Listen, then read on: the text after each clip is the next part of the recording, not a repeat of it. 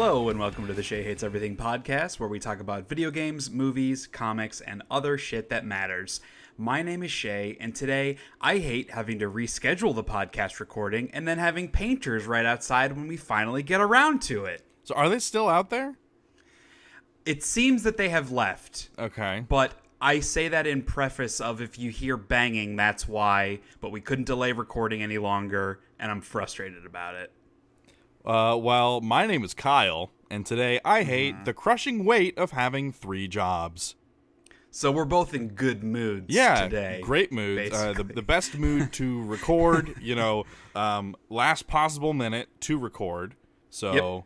Well, I mean, we're already late. We could wait forever to record it, though. It's already going up a day late, and apologies for that. My dad was in town this past weekend, so we weren't able to record, and I was like, lose out on 3 hours of hanging out with my dad so I can upload the episode on Monday, or wait until he leads an upload it on Tuesday. So that's the direction we went.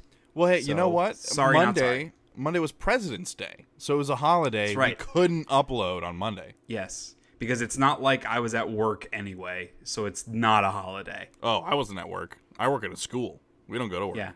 You guys get like 50,000 days off a year. I get 5. Adulthood sucks. You also get like sick days and stuff, right? Or is it That's 5 true. PTO? No, we have like 5 holiday days. Okay. And then I get like PTO days, and I think I have separate sick days. I don't know. I haven't used any of it yet. I've only been at my job for a month. I'm not going to start taking days off. Right. Well, Well, speaking of sick days and taking days off, I unavoidably could not go to work because I was sick. Starting Again? Yeah. So literally, like, we recorded the last podcast on like a Saturday, I think, and then Sure. I woke up Sunday morning. I was kind of like tickle in my throat. It's kind of like whatever. Probably from talking a lot on the podcast yesterday, and then Monday rolled around. And I decided to take a personal day because I was like not ready to go back to work at all.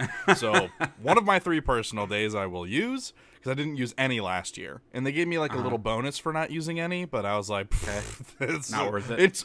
It's paltry in comparison to the ability to not have to go in on any given day. Absolutely. So I took a personal day on Monday, but I still had rehearsal that night because my co-director was sick, and so I was covering for her. And at that rehearsal, like, my voice was gone. Like, I could barely get words out, and my throat felt kind of like it was swollen and closing up, and I couldn't breathe super well. And so I was like, this isn't very good. So I called off on Tuesday, and it was just getting worse and worse, and like not being able to breathe well, having zero ability to like talk beyond like that was the only sound I could make.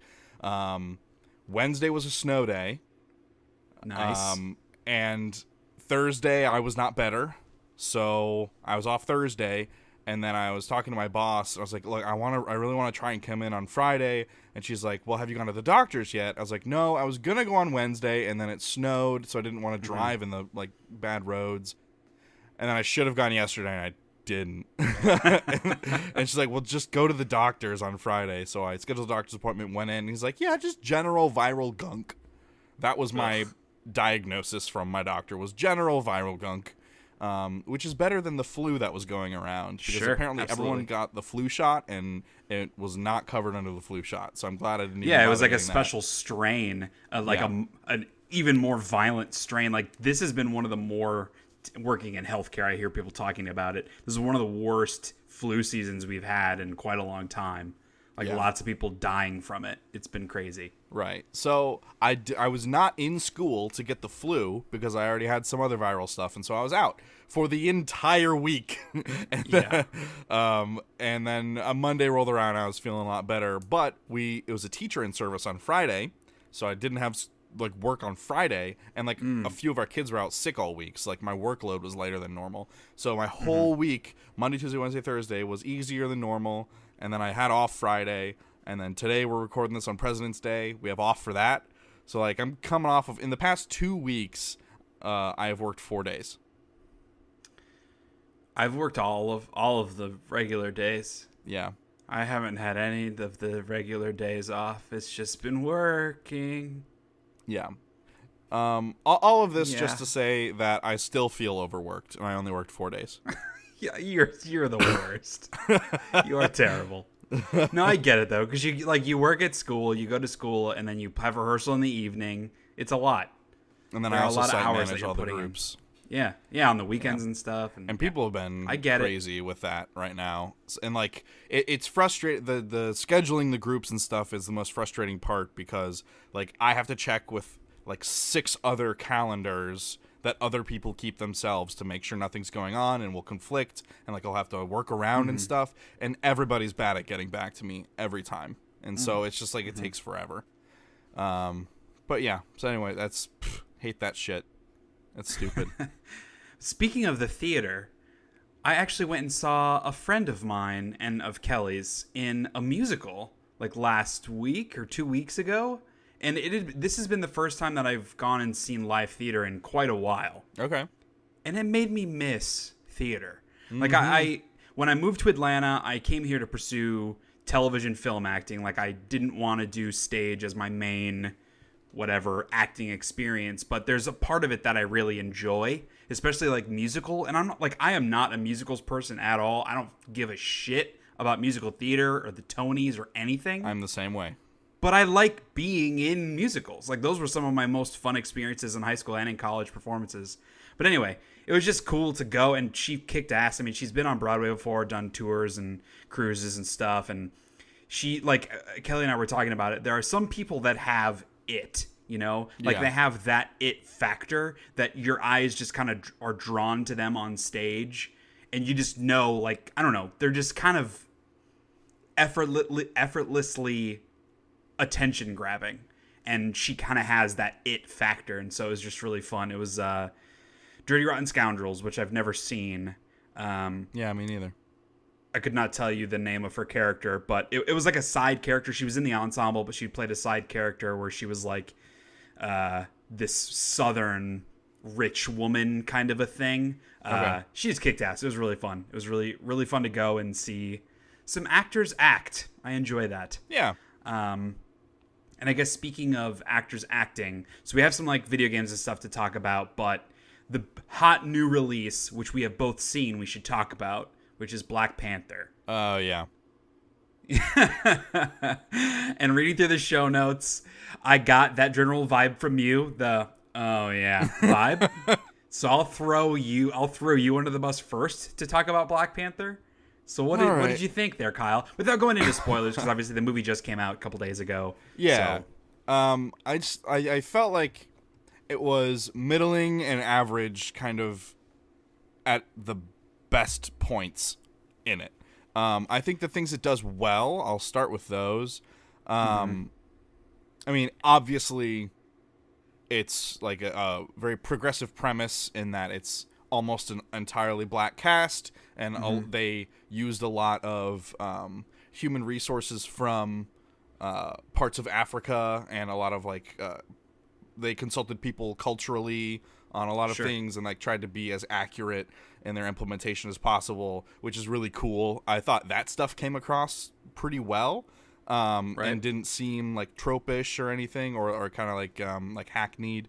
I thought all of that, like the cultural aspect of the movie, was very rich.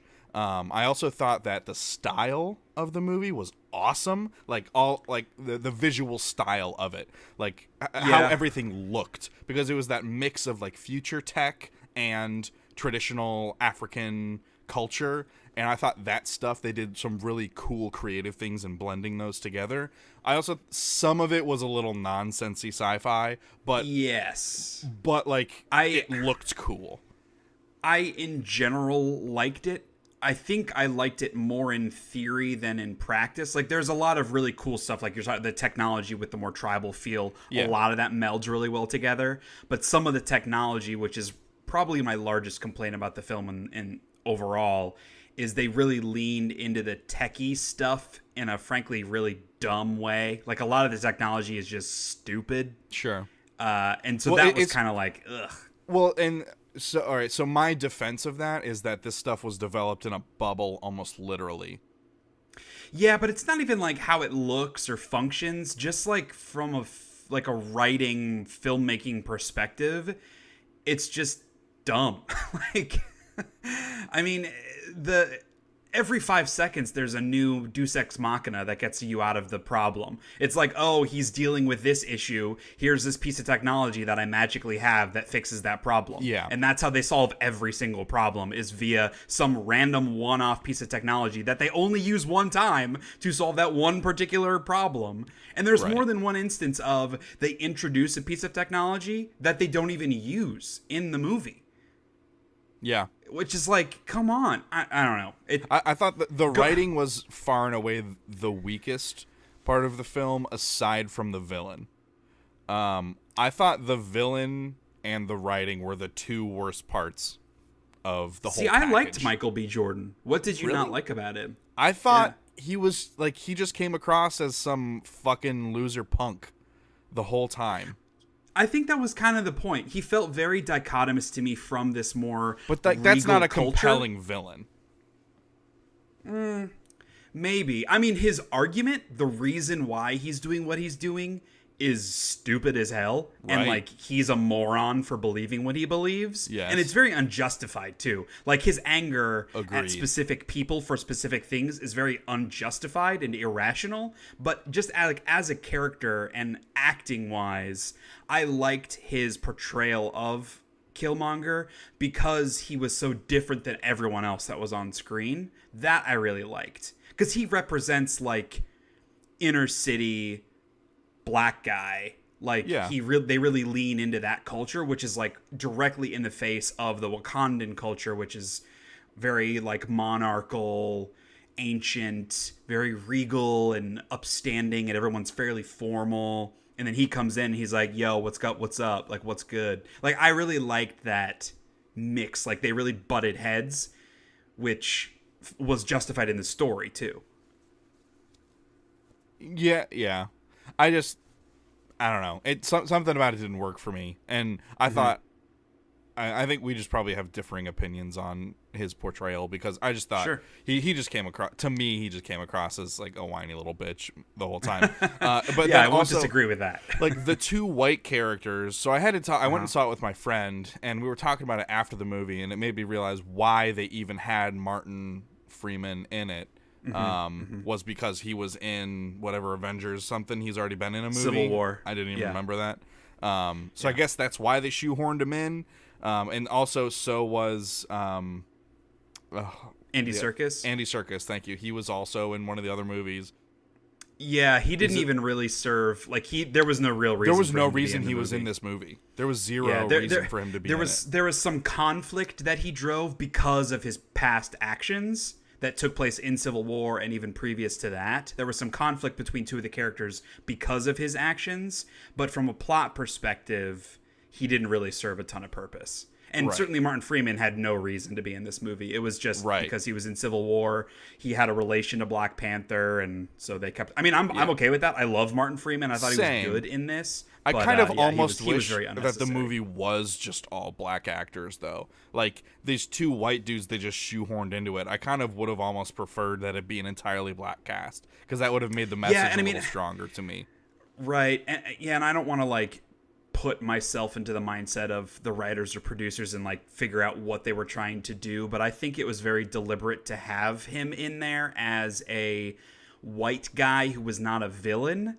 I think is important for the perception of the movie. Okay, because I think it would be very easy for white people to go see this, and a lot of the themes of the movie are about the oppression of black people in history, right? A lot of which were caused by white people, and the movie certainly doesn't spare any blame on white people for those things. Right.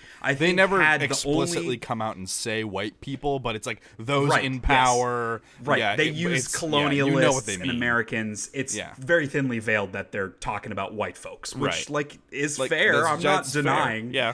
Yes, but it leans into that pretty heavily, and I think if the only white person in the movie was also a villain, that's not a great look, and just makes it easy for people to find offense. I think them having a white guy in this that is, I mean, he's not like a main character, he's pretty superfluous, but he's a good guy. like he's not only with the good guys, but he is a decent human being, I think is important to balance that cultural perspective. That would be my assumption, but that's not based on anything other than intuition. Okay. That being said, he didn't need to be in the movie right. from a story perspective. Right. Yeah, I could see what you're saying there. That makes more sense to me. I thought the music was really good, like all that, like again, more tribal, ancient African culture stuff. But then sometimes they would mix in this like hip hop, like inner city stuff, like you were saying, because of the villain being from that area, and they want to tie it in thematically with those two worlds combining. I thought that was complete shit.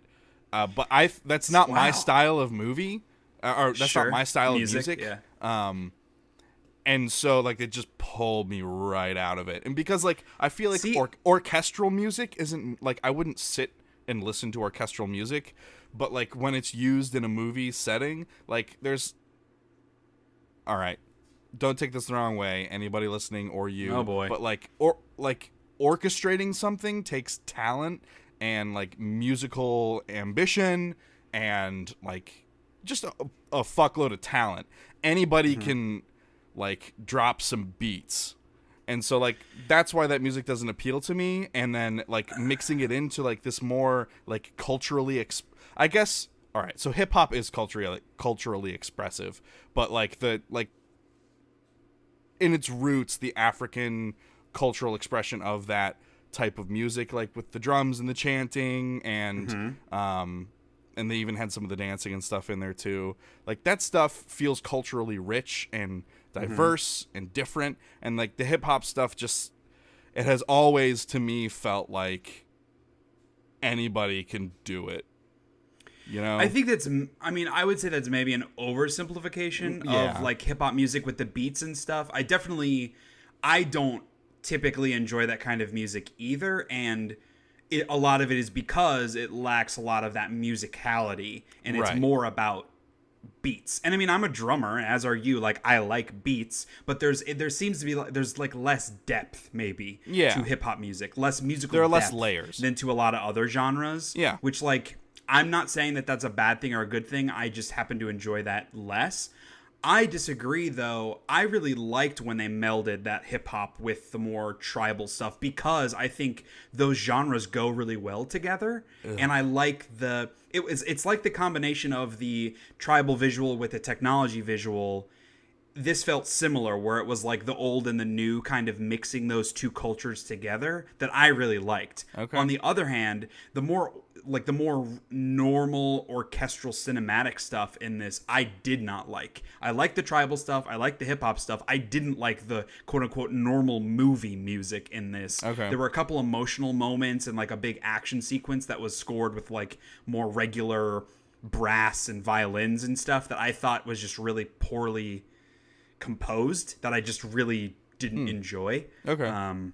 But the stuff that like stands out and the stuff that you see in the trailer, like that style of music, I really thought fit the aesthetic really well. Okay. But at a core level, I mean, there's obviously lots of positives and negatives that we disagree on some stuff. Like as a movie, just the actual narrative of the film, the writing, the story it's trying to tell, I found it very underwhelming. Yeah. Straight up boring at times. Oh, yeah. It felt so long and unnecessarily long. I thought there were a lot of jokes that did not land at all for me. Like again, okay, so I watched it in a theater, and the majority of the people in the theater were black folks, and they thought it was hilarious. So apparently those jokes do work, just not on us. There were multiple occasions where, I mean, the theater that I was in was vast majority like black men and women, like all different age ranges too. Okay. And there were several jokes that happened that got some laughs that I didn't get, where I was clearly like, this is just a cultural difference here. Like, I don't have a frame of reference for this humor. Sure. But I will also say that there were plenty of jokes that I was watching where I was like, I know this is supposed to be a joke. I don't think it's funny, but I know it is a joke, that didn't land with people. Okay. So there seemed to be mixed reactions from the group of people that I saw the movie with too. But to be fair, like there were two funny moments that I can think of that I did really like. It's just that a lot of it fell flat to me. And I honestly can't say if it's just that they were poorly designed from the start, or if there is that cultural difference that I don't understand. Like, I look at Tyler Perry movies and I don't get those at all. Right. But there are a lot of people that can identify with those backgrounds and those characters and those stories that love those movies. I'm just not one of them. I don't know if it's a case of one versus the other. I don't know if it's just bad jokes or I just don't have that frame of reference to get them. Right. But either way, like, that doesn't... And I'm not saying every movie has to be tailored for me, but I didn't enjoy it because of that. And I think that that's okay if other people did enjoy it. Yeah. I think as an attempt to make a mass market superhero action movie starring vast majority black characters, I respect for what Black Panther was trying to do. I look at it much the same as I do Wonder Woman, where like I really appreciate its cultural, societal significance, and I want to see more movies like this. Like, I would like to see a sequel to Black Panther. I'm not confident that the writers could do it again. I'm not confident that the director could do it again, because those were the pieces I didn't enjoy. But, like, purely on a base level, I would like to see more from this character. I would like to see more from these other expanded characters in this universe. But just as a movie, I just didn't enjoy it. I mean, I enjoyed Wonder Woman way more than I enjoyed Black Panther, that's for sure. Yeah, and see, I feel like a Black Panther sequel could be really good, because a lot of this movie was like some kind of setup and exposition stuff that they don't have to worry about in a sequel, and I thought that was some of the most boring stuff in this movie.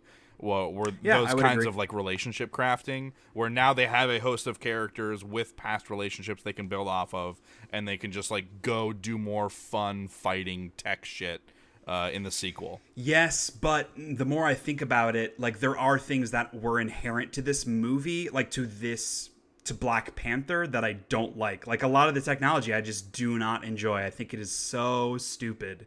And like in some of the characters too, the Black Panther's little sister, who's like the scientist, I hated her character. I found her to be so annoying. So I don't know, maybe I don't want a Black Panther sequel. It's just, I don't know. The whole time I was trying to like it. I legitimately was trying to like the movie, and I just didn't.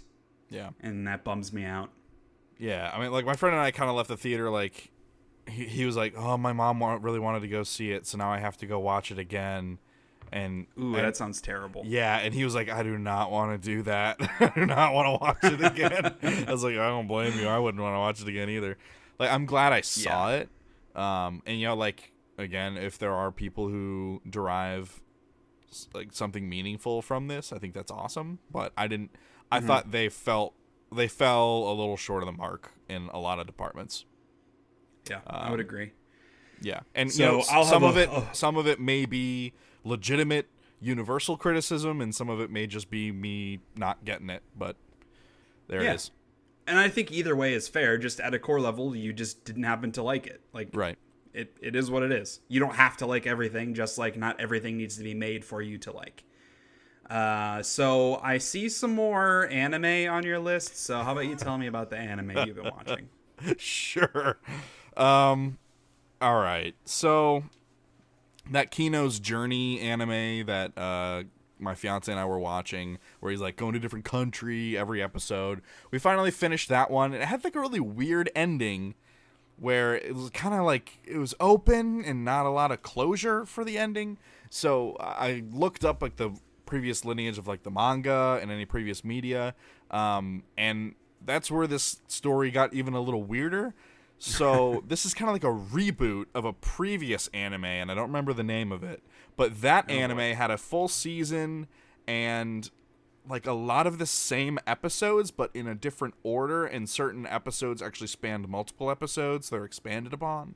And there were even like a couple of like hour-long, they call them OVAs, like basically movies, of the anime that were released in Japan. And then they like made this this weird newer version of it that was like trimmed down and like not as well received, I guess, as the original thing, which is bizarre. So yeah, that was super weird. I watched I don't like saying the title because it makes me feel like an idiot. Darling in the Franxx, Franks. I think it's Franxx. And it's FRANXX, all caps. Of course it is. And it's a mech thing where it takes a dude and a chick. Of course it is. There has to be a guy and a girl in each mech to pilot them. And oh man, it's so dumb. It's so dumb. Like the girl is in this suit, and on her legs, she basically the setup is like doggy style intercourse. Like she's on her hands and knees in front of him. And then, like, these little handlebars come off of her ass, and the guy grabs them and, like, steers. No. And they have to, like, both be on the same wavelength, and, like, they share a mind while they're flying the Francs.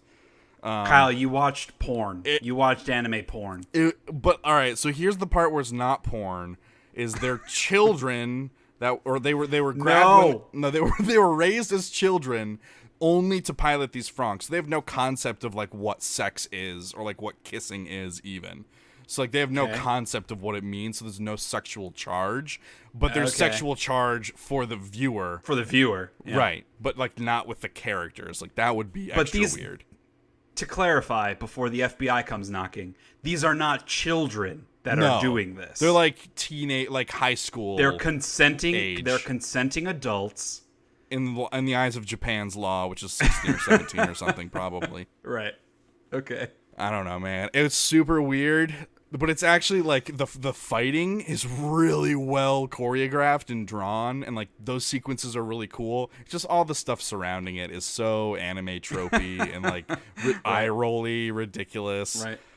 And just saying the name makes me feel like an idiot. So I was watching Darling in the Franxx. I started The King's Game, which is another anime.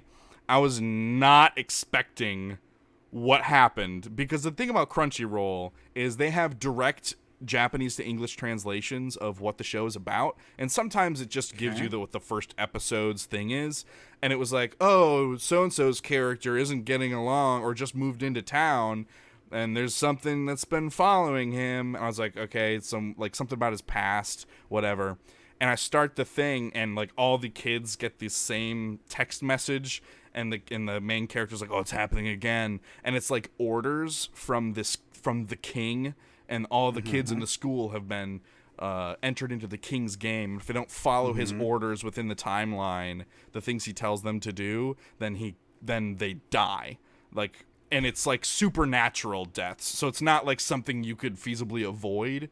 It's like this one dude doesn't have sex with this other chick, so in front of everyone at the like hangout, he like blood sores begin forming across his body, and he bleeds from every orifice and all these sores, and then like his shriveled body falls to the floor in front of them, like shit like that.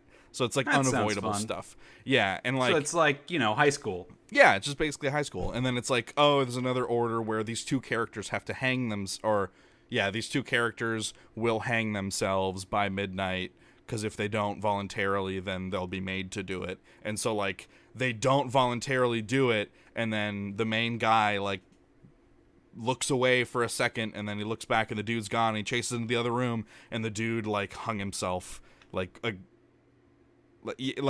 something about the supernatural aspect of it like warped his mind to make him go ahead and do it, since he wouldn't do it willingly. Why would he have done it willingly if it's going to happen anyway? I don't know. I think there was maybe some other consequence to go along with it if he didn't do it. I don't remember. Okay. So what makes you watch an anime? Oh, I stopped watching that one. Something. No, well, that's fine. But what is it about? Like, what intrigues you? Because I'm assuming there are dozens, if not hundreds, of options. Oh my god, there's so many. It's just like the look of it, like the art style. If it seems appealing or like interesting or different, I'll try and watch it. And sometimes like I'm just in the mood to watch a bunch of schoolgirls argue about boys, so I'll watch that. I'm always in the mood for that. Yeah, when are you not? I mean, if you're in the mood for that, you should watch some of the shows that Kelly watches. Yeah, but like in Gilmore Girls and Gossip Girl, anything that ends with girl. Guilty pleasures. And so like the thing to realize for people who don't watch anime is the scope and breadth of the anime library at this point is just as wide as any other television format. So like television or movie formats. Like there's an anime about everything. Like there's one about prohibition that's like really self-serious, and there's like a lot of like dodging the law and like gang warfare and stuff. I think that one's called 91 Days, and it's really, really good. So there's all sorts of different tones, visual styles. Like it covers everything. And it's not all set in Japan. There's stuff set elsewhere, and it's not all mechs and robots. There's a bunch of different shit. So I try to pick different stuff and like get a wide range of things. And then sometimes I'm just in the mood for high school bullshit. And the last anime bit, Giant Bomb's own Dan Reichert and Jeff Gerstmann started watching Dragon Ball Z Kai, because neither of them have ever watched the original Dragon Ball. Just like they have bits of knowledge they've absorbed through like osmosis of other people around them talking about it and like media. That's basically like me. Yeah, I don't think I've ever seen an entire episode, but I know character names because I've heard friends talk about it my whole life. And so the deal with Dragon Ball Z Kai is the people who made the show went back and stripped out all the unnecessary episodes.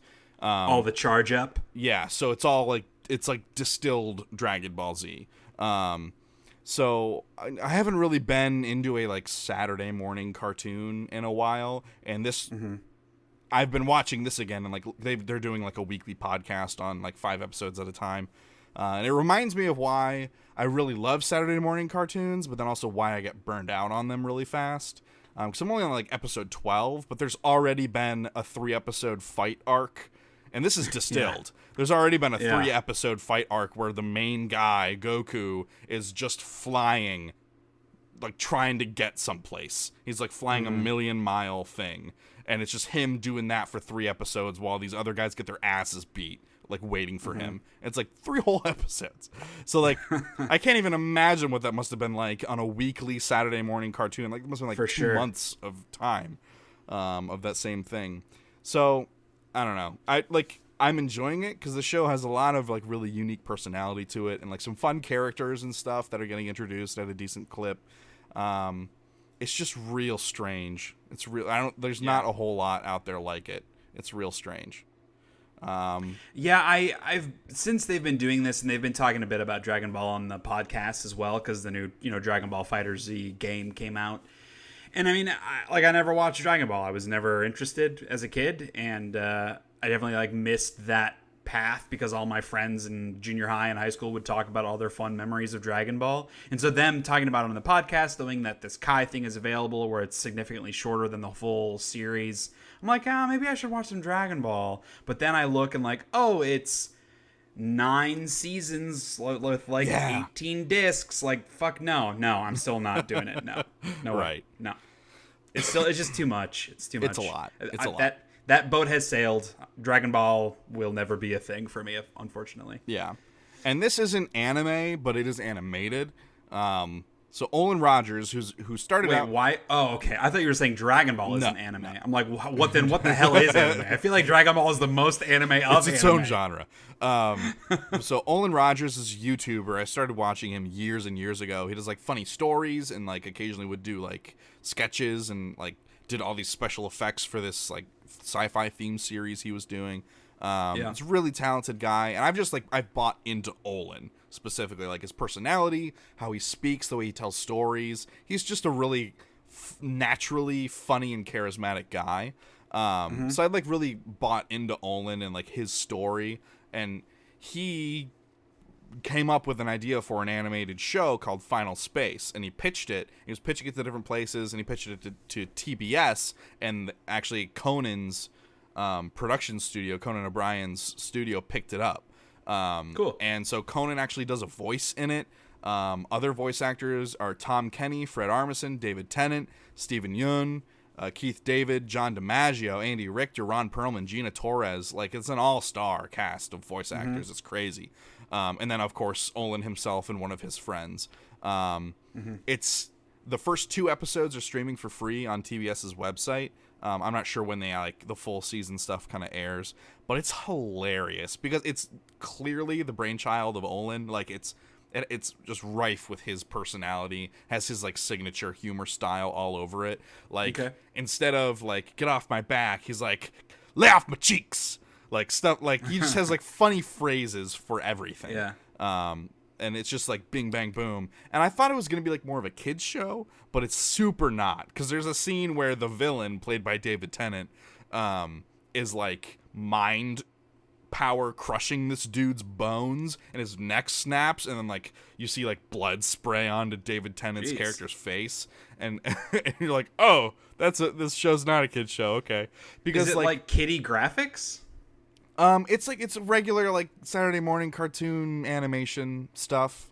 Yeah. Like it's an animated show, you know. It's got like kind of a fun atmosphere about it, and there's like things look kind of childlike about it too. Like the characters don't look adult; they look childlike. Okay. And so it's kind of this anachronistic thing of this very serious situations, the way it looks, and then also how Olin's main character reacts to things. Like he's just a real go-getter, like ridiculous kind of guy who doesn't get really serious about things and like always plays things off.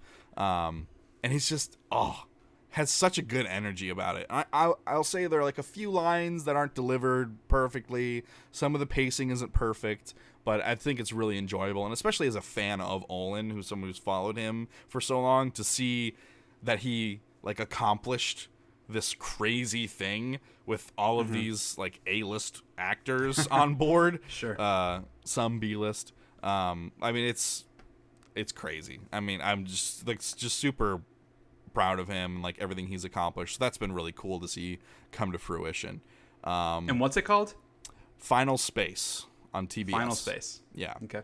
And I will say, like, if you've never seen Olin's stuff before, watch Final Space, and if you like it, then just go watch some of his story stuff on YouTube, because he just tells really funny stories from his past, and he embellishes certain things to make it funny, but he does them in a charming way. And then I finished. Is that his YouTube channel too, Olin Rogers? Olin Rogers, yeah. He also has a clothing line. It was Olin Rogers Apparel. Oh, I have so many of his shirts. I have the shirt that I have that's a sloth with a jetpack. That's one of his. The one I have of Han Solo but with a cat head. That's one of his. Okay. He has a whole Star Wars line of like Luke and Leia and Han characters. I just think his clothing looks pretty rad. But it's now called it's Star Cadet, I think is what it's called now. But if you just look up Olin Rogers Apparel, I think it would still link you there. But and then Kara and I finished Norseman, wrapped up the season. We're really hoping he gets a season 2, because it's got such a good final episode. Oh man, that show's so good. So yeah, that's what I I've definitely been need watching. to check that out. Yeah. How's about guess, you? Yeah, I still watching some Lost. I actually like slowed down a bit on it just because I've been trying to get some other stuff done. But I finished season 1. I think I'm 2 or 3 episodes into season 2, so I'm still in like the meat of it being really good. Yeah. So I'm waiting for it to fall off the cliff. But yeah, it's just I don't like watching it again. It is because when I watched it, the first time I saw it was after it had already finished. And so I had avoided spoilers for the show somehow over the years. And so I was able to marathon the whole thing. And it's really crazy to look back on how season 1 ends with so many huge cliffhangers. Like they open up the hatch and Michael's son gets kidnapped on the boat. Like all these fucking crazy mind-blowing things happen. Yeah. And that's just like how the season ends. And it wasn't. And it didn't have an effect on me because I was just like, all right, load up season 2, episode 1. But for people that like had to wait 9 months or whatever it was for the next thing, yeah, I imagine that was just like totally insane. Just like AOL message boards going crazy. Yeah, exactly. So I don't have anything negative to say about Lost yet, but it's coming soon. It's coming soon for sure. We also, when Dad was here, we watched a new Seinfeld stand-up called Jerry Before Seinfeld. And so I thought it was just a new stand-up routine of his, but it's actually more biographical, or I guess autobiographical. Okay. So the whole thing, like most of the bits are things he's done before. So like you'll see a lot of his stand-up from Seinfeld episodes, which like you can either enjoy the nostalgia of that or be like, I've seen all this before. I was kind of somewhere in the middle, but it's all framed with like the story of his upbringing and how he got into comedy, which is really cool. So like they do some cutaways of just him talking to the camera about his experience.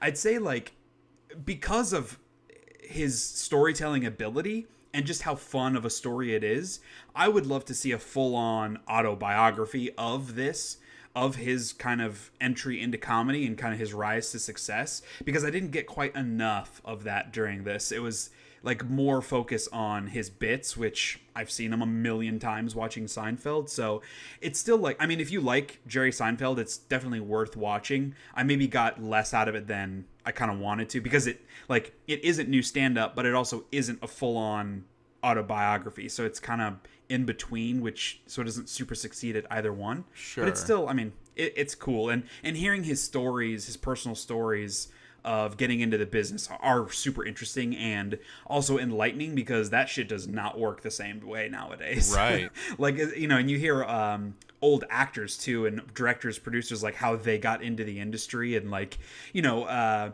it's actually a funny story where the shop where Kelly works, one of her coworkers' brother co-founded Adult Swim. Like he helped create Adult Swim. And he started working at Cartoon Network as like in the mailroom, and just kept pitching them show ideas, story ideas, character ideas, until eventually they were like, all right, we can pay this guy like pennies. Sure, we'll give him a chance to start making some stuff. And that led to the creation of Adult Swim. Oh, wow. And I'm like that's an amazing story. That's really cool. That has a 0% chance of ever happening for anyone ever again. I know, no right? one works their way up from the mailroom anymore. Like that just doesn't bullshit. happen. Yeah. And so like you hear that and like, that's really cool, but it's also bullshit and not fair, because I'm not going to be able to do that. Fuck you. So anyway, Jerry Before Seinfeld, it's a worth a watch for Seinfeld fans. Cool. And then we started Godless, which we actually made the mistake of starting the night before Dad got here, so we only watched the pilot. Oh, okay. So I'm looking forward to getting back to it. I will say that it didn't really like hook me at all.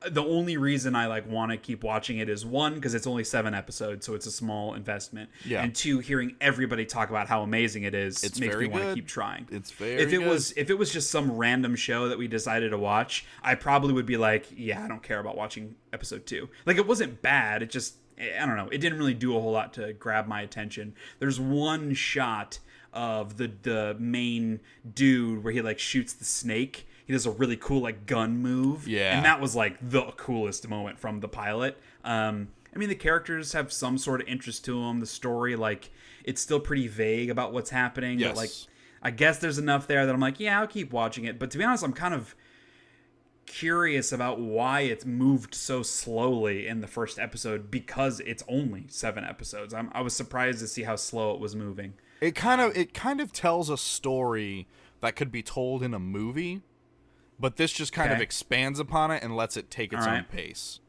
That's kind of how I feel about it. I liked that, because, you know, enough films do more or less the story that they're trying to tell. Sure. Or enough media has in the past, that it's nice to see one that takes its time and even kind of fleshes things out around like the periphery of it too. Yeah. And gives more context for the characters and like allows development of more relationship stuff. So yeah, I think it's good. Yeah. Yeah, we're definitely going to keep watching it. So part of the nice thing about it being so relatively short, next episode we'll probably have finished it. So I'm sure I'll have more complete thoughts on that. Yeah. Also watched a couple other movies besides Black Panther. So when Dad was in town, we went and saw The Shape of Water, which wasn't what I expected it to be. We were either going to go see The Shape of Water or The Post, which is, The Post came out in like January. Meryl Streep, Tom Hanks. It's about the New York Post and all this political stuff that, like, it seems like it's really good. It's nominated for Best Picture, but it also seems like a pretty straightforward drama, which was less interesting to me at the time. The Shape of Water is also nominated for Best Picture, but it's a Guillermo del Toro movie, and it had this like supernatural mystique to it about this woman who is a mute who gets to know this like sea creature man. Right. Played by Doug Jones, who he works with Guillermo del Toro all the time. He played I'm pretty sure he played Pan in Pan's Labyrinth. That might not be true, but he does a lot of like the creature stuff for Guillermo del Toro. He played Abe Sapien in the Hellboy movies, which, ironically enough, this character isn't similar to Abe Sapien in the actual character, but he looks very similar. He looks kind of like so him, yeah. Yeah, so it's same actor, so I thought that was funny. But like, so stay with me on this, because this is how I would qualify this movie. Okay. If you combine Beauty and the Beast, Romeo and Juliet, Free Willy, and like a very straightforward romance movie. Combine those 4 things together and you get The Shape of Water, which sounds like really bizarre. I feel like I don't have to watch the movie now. That's so concise. So like I would quantify it as being a romance movie. It's obviously a little bit different because it's about a mute woman and a sea swamp thing dude. Sure. So that is bizarre, but it's very much, because Dad and I were talking about this because he didn't really care for it, which I don't blame him. It's a very odd movie. I'm not surprised he didn't like it. Yeah. But it's a fairy tale. It's that kind of beyond the realm of real imagination. And you really have to just like allow yourself to go into those circumstances, and that makes the things that are happening more acceptable. Yeah, and that is not our father's forte.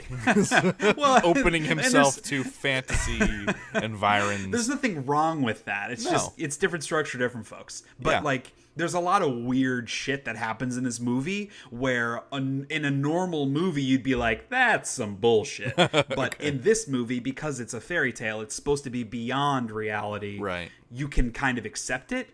I would say that I don't know.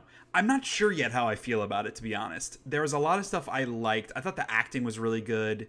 The cinematography is amazing. Guillermo del Toro does a great job playing with like color and the visual aesthetic, and because it takes place in the 60s, and there's a lot of like French influence, and so like a lot of that like 1950s 1960s French like cafe music is playing, like that romantic French, like Ratatouille kind of music. Yeah. Which I thought really like added a lot to this. And there are multiple instances where this woman who's mute is trying to communicate with different people, and that kind of manifests in different ways, which I think are like really effective and really beautiful in a lot of ways. The ending is like I rolled my eyes a bit because it's a very like romance movie type ending. Sure. But I don't know, it's a really interesting film. I'm having not seen a lot of the movies that are nominated for Best Picture this year. I can't speak to like I think it's amazing or I think it's bad in comparison, but it is like it's just a weird movie, man. And so I guess like if the description of it sounds interesting, and or you're a fan of Guillermo del Toro's kind of visual style and his filmmaking style, it's worth a watch. But it was not what I expected.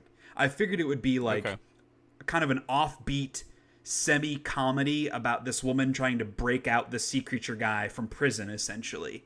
And that's part of it, but it's more about their relationship, and that's kind of odd.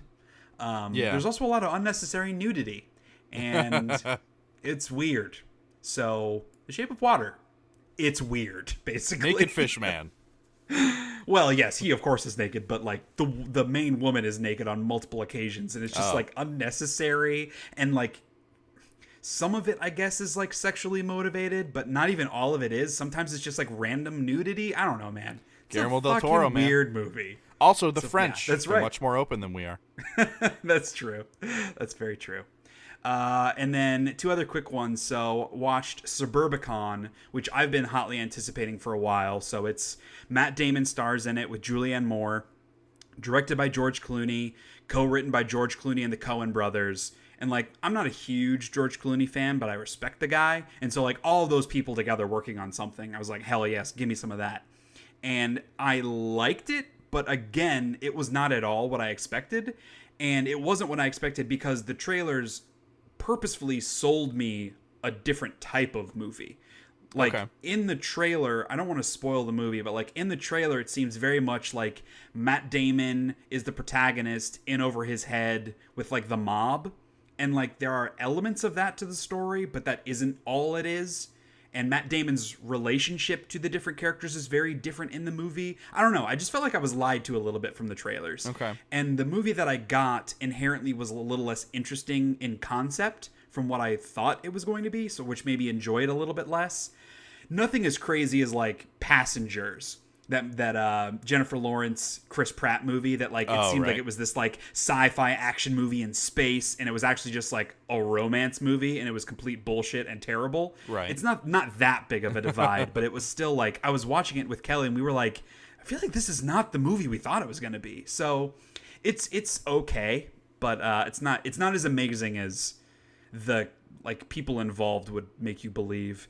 And then I got around to watching Blade Runner 2049. About time. And holy shit, dude, that movie has got some fucking style to it. Yes, it does. Like the opening sequence, just the visuals and the music just like hammers into you. It's awesome. So awesome. The story I thought had some interesting twists to it. Well, I guess we could fucking spoil Blade Runner. It came out in like 6 months ago, but like I liked how it's set up. The story gives you the expectation that Kay, Ryan Gosling's character, is the son of Harrison Ford's character and this other woman. You as an audience member get that vibe before Kay figures that out, and so then Kay figures that out, and you're like, okay, now we're all on the same page, we're gonna figure this out together.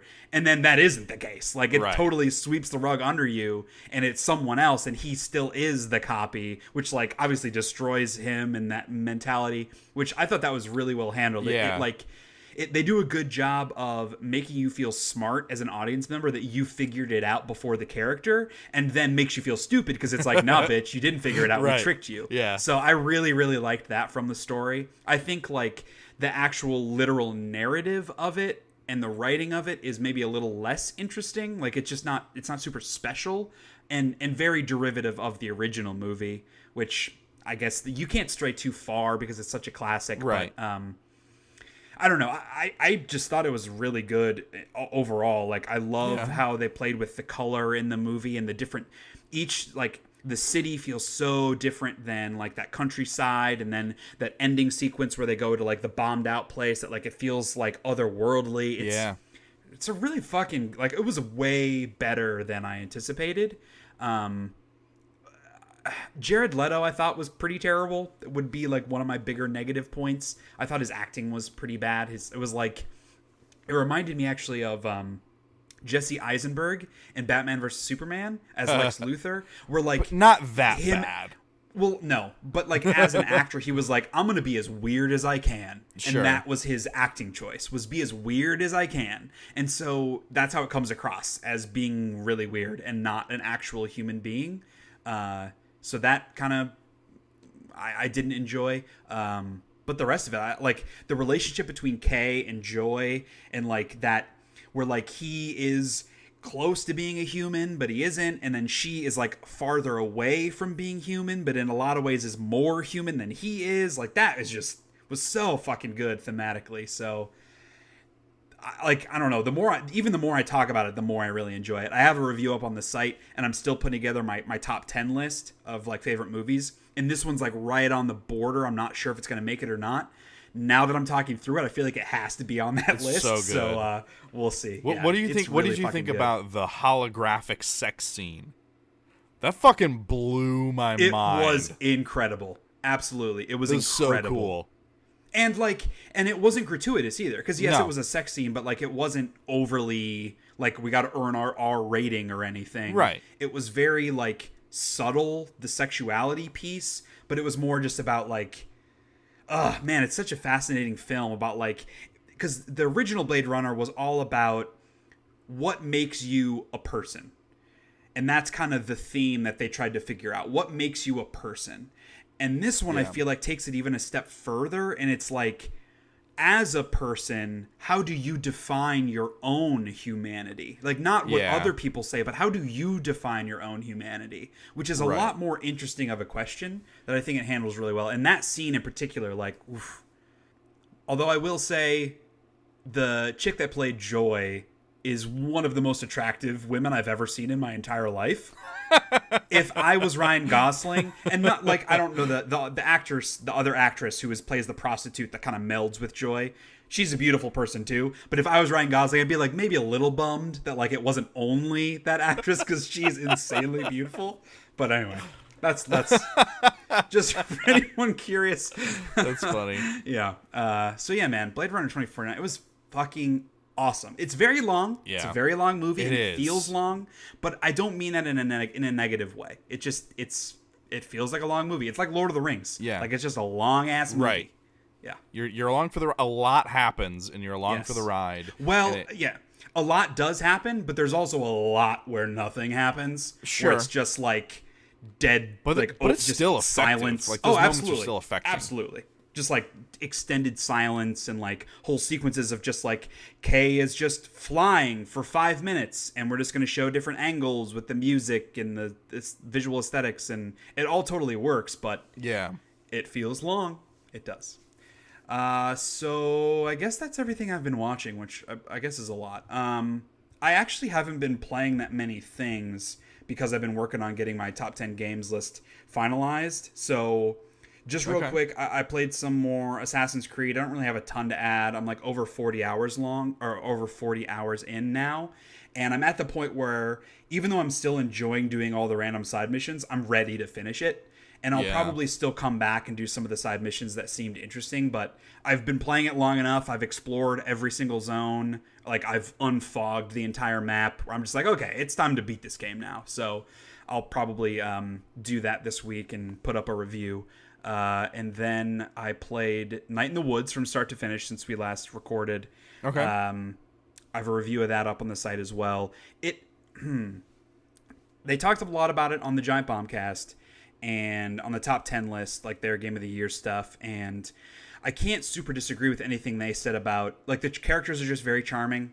It's got like a cutesy, paper crafty kind of visual aesthetic that works really well. The game really establishes this sense of place. It's a very small, self-contained game. It only takes place in this small town, Possum Springs, but they really dive into like the backstory of the town, the people that inhabit the town, what makes them tick. And all of that works really well together. And the music kind of does a good job of adding to that too. I will say that like as a game, it's a little less effective, partially because most of what you're doing is pressing square to advance text boxes. Yeah. And like the characters are great. The writing's very witty and charming, but that still kind of gets boring after a certain amount of time. They do break it up a bit with like when your character goes... she falls asleep and you're kind of in dream sequences. There's a little more interactivity where like you're running around a map trying to find things, and then there are little mini games. Like there's a Rock Band style game that you play with the controller. There's an optional like 2D pixelated kind of top down dungeon crawler game that you can play. There's like a little knife fight mini game where it's kind of side by side and you're just kind of trying to stab another character. And a lot of those like they do break up that monotony, but none of the mechanics for any of those games work great. Like they all just didn't feel that good, so it kind of lessens that effectiveness. Sure. But yeah, I mean it's a good indie game. Like what it sets out to do, which is to create this world, these characters, and kind of tell this story about this, 20-something girl who drops out of college and kind of just her going back to her small town home and living her life. It works as that, but the monotony definitely gets to you because like the whole game is just like day after day after day, and you kind of just do the same thing. Like you wake up, you walk down the street, you talk to this friend, you talk to these other characters, you explore this thing, you talk to this guy, and then the next day, and you kind of do it all over again. And so that monotony got to me a bit. I think it's deliberate because that's kind of the whole part of the story is like that monotony of small town life and like not giving up on your dreams necessarily. That sounds a lot more negative, but like not kind of going for things and resting on your laurels and like moving back home and not doing anything with your life. That kind of college dropout slacker thing. I think it's deliberate. That monotony is deliberate, but that doesn't necessarily make it a compelling video game. Sure. But it's good. I mean, it's a good game. Greg, who plays like the gay best friend, he's like a little yellow fox. He's one of my favorite characters from this year. or from last year, I guess. So I enjoyed talking to Greg. It was probably my favorite part of Night in the Woods. So what about you? You playing some video games? Oh, yeah. So like I said, I was sick for a whole week, so I had a lot of time on my hands. So that's why I watched a lot, and I did play a lot. So I went back. Subnautica finally got a full 1.0 release on PC. And I think it's also available on console, like PS4 or something, I think it's on Xbox. I don't think it's on PlayStation Xbox. yet, Okay. but they said it's coming. Okay. And it's been a long time since I touched the game. Like, I haven't played it since one of the initial beta releases, early access stuff. So all that new content has been really exciting to like engage with and discover, and they've kind of switched up some of the early game stuff too, in some fun ways. I still think it's like one of the best survival games out there, and especially now they've added kind of a narrative, and there's like an end goal. Like there are things that happen. Okay. And I don't want to spoil any of it, but in the Giant Bomb quick look for it, there was a moment that I did not experience and don't know if I just haven't come across it yet or if it happened and I just wasn't there for it. But yeah, there's a really, really neat moment that was like scripted, and there seem to be a few of those. Like, I'm at the point where I'm trying to get off planet now, and there are certain things I'm trying to do to get off planet, but it requires me to dig deeper, dive lower, and go into more depth. So I have to craft some like new upgrades for stuff and new suits and machines and stuff to go down deeper. And I am absolutely terrified to do that. So I have not played in a few days. Is there an that actual game is end? horrifying. Is there an end to the game? I assume you eventually get off planet because the thing I'm doing is a way to get off the planet. So it's not like Minecraft where like you beat the Ender Dragon, but then it's just you go back to the regular game. Like, you think there actually is an end credits where like you need to start a new game. Interesting. Yeah, I would not have expected that. And I also feel like maybe that's optional, because there's kind of a time frame, a loose time frame they gave me. So I'm like, I wonder, like, if I don't finish this in time, am I just like stuck on the planet forever? Yeah, that would suck. Or is it like gonna come back around somehow? Or I don't know. So it's pretty interesting. And they've added a ton of like cosmetic items, like there are posters and stuff. And so like I have all these rooms that don't have any function in my sea base, but are just like, this is my science room where I've gathered beakers and things from crashed ships, and like microscopes, and there's like a biohazard disposal unit and stuff in there. And like, it's just like, I've had fun just crafting that stuff and messing around with it. Sure. And there's like this whole new aspect to the game, because I played before they even had land masses, and now they have like above water land masses, like a couple islands you can go to, and so like exploring those has been really different too. I got Final Fantasy 12 on PC, and I bought the guide for it on Amazon's Kindle app, and so I've had the guide and the game, and I've been playing it on 4 times speed. The whole thing? The entire thing. Almost even every like boss second battles and stuff? Wow. Yes. Because I was like, I have not died a single time in that game. Nice. I have not failed at all. And like, I'm pretty sure, you know that T-Rex in that opening area, it's like level 30 something? Yeah. I'm pretty sure I fought that way too early and still beat it. Because I've been like power leveling like crazy. Sure. Like at one point I had a chain of over 600 of the same type of enemy from power leveling. So I was getting like a bunch of money and a bunch of items from that, and then a ton of experience and like job class points and all that, license board stuff. And I remember initially thinking that like the license board was a total knockoff sphere grid from Final Fantasy X, but on like it's not that bad. It's not terrible. I'm kind of okay with it. But I will say I don't like the disconnect between your level and your license points, because that can be a bit weird. Because like my guys are kind of a low level because I was power leveling this area where they like, because the minimum amount of license points that most monsters give you is 1, but monsters give you varying levels of XP for beating them. Right. So I was grinding in an area that was low level for me, so I wasn't gaining levels quickly, but I was gaining a lot of license points quickly. Yeah. So like my guys are really powerful, like they have thousands and thousands of HP, and they can use all these accessories that I haven't come across yet. But they're only like level like 25 or 26. Well, now I think now they're like 30 something. I'm like skipping all the cutscenes because it just doesn't matter. It doesn't matter. I'm just running through with the guide, just messing stuff up, and it's pretty good. It's a good way to play that game. I did not play it, but I saw that Super Hot Mind Control Delete, the like endless, or like the what is that? Like the randomized level stuff. That version of the game got a new update that has 2 new enemy types, which is exactly what I was asking for like a couple podcast episodes ago. So there are new concrete enemies that have only one part of their body is red and the rest is white. So you can only hit the one part of the body. Yeah. And there are new glitched enemies who, when they pick up a weapon, whatever weapon they use, when you kill them, you can no longer use that weapon. It's like red, so you can't use it anymore. So yeah, so now there's 2 new enemy types, and like they kind of reworked how the levels spawn and enemies spawn and stuff, and added more stuff to do. So I might revisit that at some point.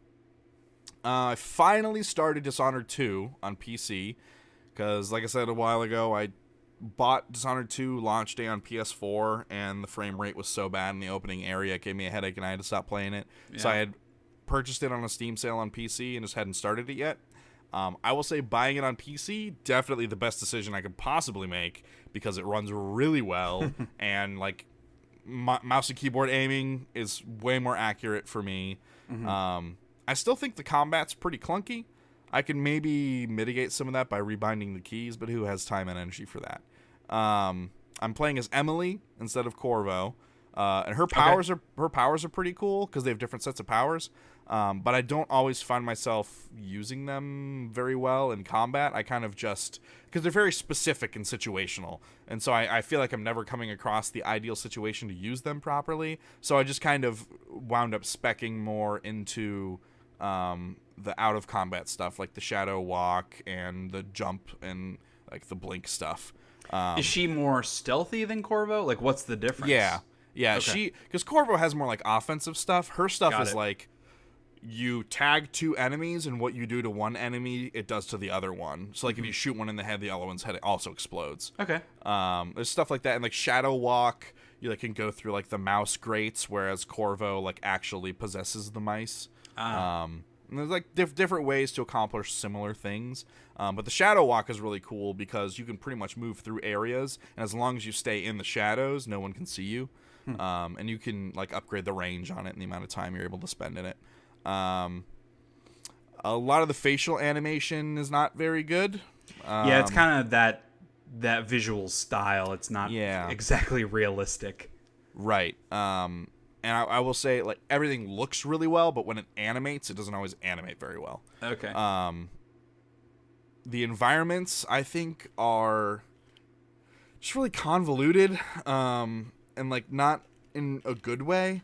I think there's room for, you know, labyrinthian environments. You know, like a game like Prey, how Prey does it. There's a lot to explore, but there's also a good map. This doesn't have a good map. Okay. So it's really easy to, especially the one level I just played was the one where you're introduced to the Clockwork Soldiers from the Inventor. And that level, because there are levers and switches in his house, and it changes rooms and moves rooms around, that level is a fucking mess. And that took me so long to get through just because I was lost trying to get from point A to point B at any given time. I was so confused of where I needed to go. And like there are like quest markers and stuff, but it's like, oh, it's there.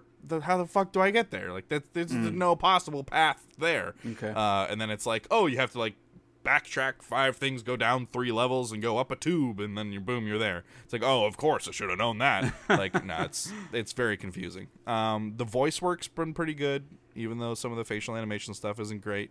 And it does encourage experimentation in combat and a lot of the problem solving in a way that I kind of appreciate. Like, finding ways to get around rooms, as frustrating as it is to, like, figure it out, it does encourage you to use your powers and think pretty hard. And so you feel good when you solve one of those situations. And there are generally, like, a lot of options, right? Of, like, you can solve one thing via different ways. There's some of that. I will say that it feels like a lot of the areas I'm accessing is thanks to this rat or this shadow walk ability I have. But maybe there have been other ways to get in that I haven't seen. Because, I mean, there are, like this clockwork level is crazy. Like, there's this one room that is 2 rooms stacked on top of each other. So there's also a top, and then there's also a middle section. And, like, so at any time you can hop in the middle or hop on top of it, and, like, that takes you to other areas. And, like, there's another room that, like, fully rearranges itself, and if you jump out at the right time, you can get into, like, the wall area where, like, the actual mechanical stuff is happening behind the scenes. That sounds weird. weird. You can snake around. Yeah, it's bizarre. And it's very, very confusing, and it makes me appreciate how straightforward by comparison the city areas were, even though some of those are pretty tough to navigate too. But in general, I'm having a pretty good time with it, even though I'm a little disconnected from the story and what's going on. The actual gameplay stuff, while challenging, can be rewarding. I made the mistake of buying, not the mistake, but maybe a mistake of buying Dynasty Warriors 9. Yeah, you've been surprisingly looking forward to this for a while, it seems. Well, just because it sounds so bizarre. It's open world. It has fast travel. There are towers that you climb to show off more of the map. Resources that you can pick up while riding your horse or running around. Items you're crafting with those resources. You are leveling up and allocating points into attributes. You are upgrading your weapons, crafting better weapons, going on side quests, sitting through long bits of terrible dialogue, and, like, really bad in-engine cutscenes. Like, what is happening? This is not the Dynasty Warriors of old. It's so Ubisoft bizarre. made a Dynasty Warriors game. It's weird. The voice acting is so bad, and the writing is awful. It's just the most up its own ass crap. And the game runs horribly. I would say 80% of the time I'm sub 30 frames.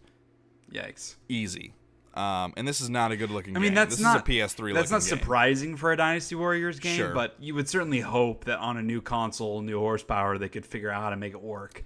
Yeah. And so the quick look I watched on Giant Bomb, I bet they were playing on a PS4 Pro, because it ran really well for them. I'm playing on a vanilla-ass PS4, so maybe that's the problem. There are a couple of small improvements to the combat, like there's lock-on. I don't know if that's been in previous ones, like the more recent ones. I haven't played a Dynasty Warriors since 6. I skipped 7 and 8, and all the, like, Samurai Warriors stuff. So there's lock-on, and there are triangle prompts. So when an enemy's about to attack you, you can hit triangle and counter them. And then when you're locked on, you can just, like, fucking go. Right. And your dude's just fucking them up. And then if you fuck them up enough, you hit triangle, and it's a one-hit kill to finish them off. Jeez. So, like, those and there are more and more enemies that have multiple health bars now. Like, all of the regular soldiers around, like, a named captain guy, they have multiple health bars. And they're, like, they do more damage, and they're a little bit tougher. So, like, that's interesting at least. And there's a new thing where you hold L1 or R1, and the 4X, square, triangle, and circle buttons have different types of attacks. Like, the triangle's the launch one, square's like a force forward. Okay. It's a little more depth to the combat. Yeah, circle's like a little more like a mini Muso attack thing, and X is something else. I don't know. There's a lot more juggling than there used to be. I feel like. I'm playing as Liu Bei. I'm going through there, and, like, the setup for this is so weird. It's like Liu Bei and Guan Yu and Zhang Fei are all together, and like, those are the 3 dudes of the Shu clan. Those are the 3 the Shu green dudes. ones. But they don't know each other, but they're in this village together, and apparently they're just commoner villagers who like are dressed in like regal robes and shit, and like, but they're just from a village, but they're dressed like this way, and all the other villagers are like in a sweat-stained tunic and like shorn off breeches, and that's it, like no shoes. Like they're the three dudes who look really good. But they're just like villagers, and they're working their way up in the shoe army. It's the weirdest thing. It's so bizarre. And like I'm unlocking more characters as I go, so I'm wondering if they have their own campaigns and stuff, kind of like I think I read that they do, but that they're similar to the previous Dynasty Warriors games. You're playing the same missions over and over again, just with a new character. Yeah. It's bizarre. It's full of systems, and none of the systems are good. Like, there's hunting. It's like, oh, you go kill a bunch of wolves, and you get items to craft more bullshit. That's so random. Yeah, it's so weird. And the side quests are ridiculous. It's either, like, go here and collect a thing, like, go here and kill these dudes, and, like, with this loose story around each one.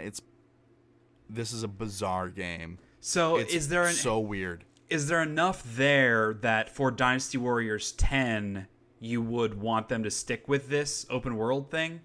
I want them to go back to formula. Interesting. Like, this is a fun experiment, but I hope they don't stick with this. Unless somehow they manage to do it really well. Because this is not done all that well. Yeah. Like, this... It looks like, and plays like, the Dynasty Warriors team tried to make an open world game. Sure. But they didn't do it well. Right. It's like they didn't take in anyone else who's ever worked on an open world game before. They've just played them and are like, yeah, we could probably do something like that. It's so weird. Like, you have a grappling hook and you can scale walls really quickly.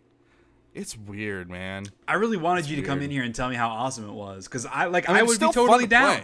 I would be totally down to play New Dynasty Warriors. Like, the combat still feels awesome, and the benefit of it being open world is your kill counter never resets. It just always goes up.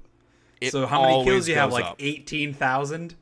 Well, I only played for a few hours, and it's a lot of running around 16, on horseback. No, so I only have like 1,600 or 2,000. Yeah. That makes it less exciting now. What? That makes it less exciting to get a lot of kills. Because that was part of the fun of the like back in like Dynasty Warriors, Dynasty 4 and 5. Like, getting 1,000 kills in a match was like a big feat. Sure. I don't know, man. It's a weird thing, and I'll spend some time with it, and I'll see what it has to offer and see what's going on. But it's just very strange, very strange. And lastly, second to lastly, I bought Resident Evil Revelations 1 and 2 on Switch a little while ago, and I had started it before, but now I finally went back and beated it just like today. Okay. I've encountered the boss fight that gave me a lot of trouble when I played it on 3DS, the Promenade boss. I actually died on that boss once, which was a pretty big deal. I actually died several times through this playthrough.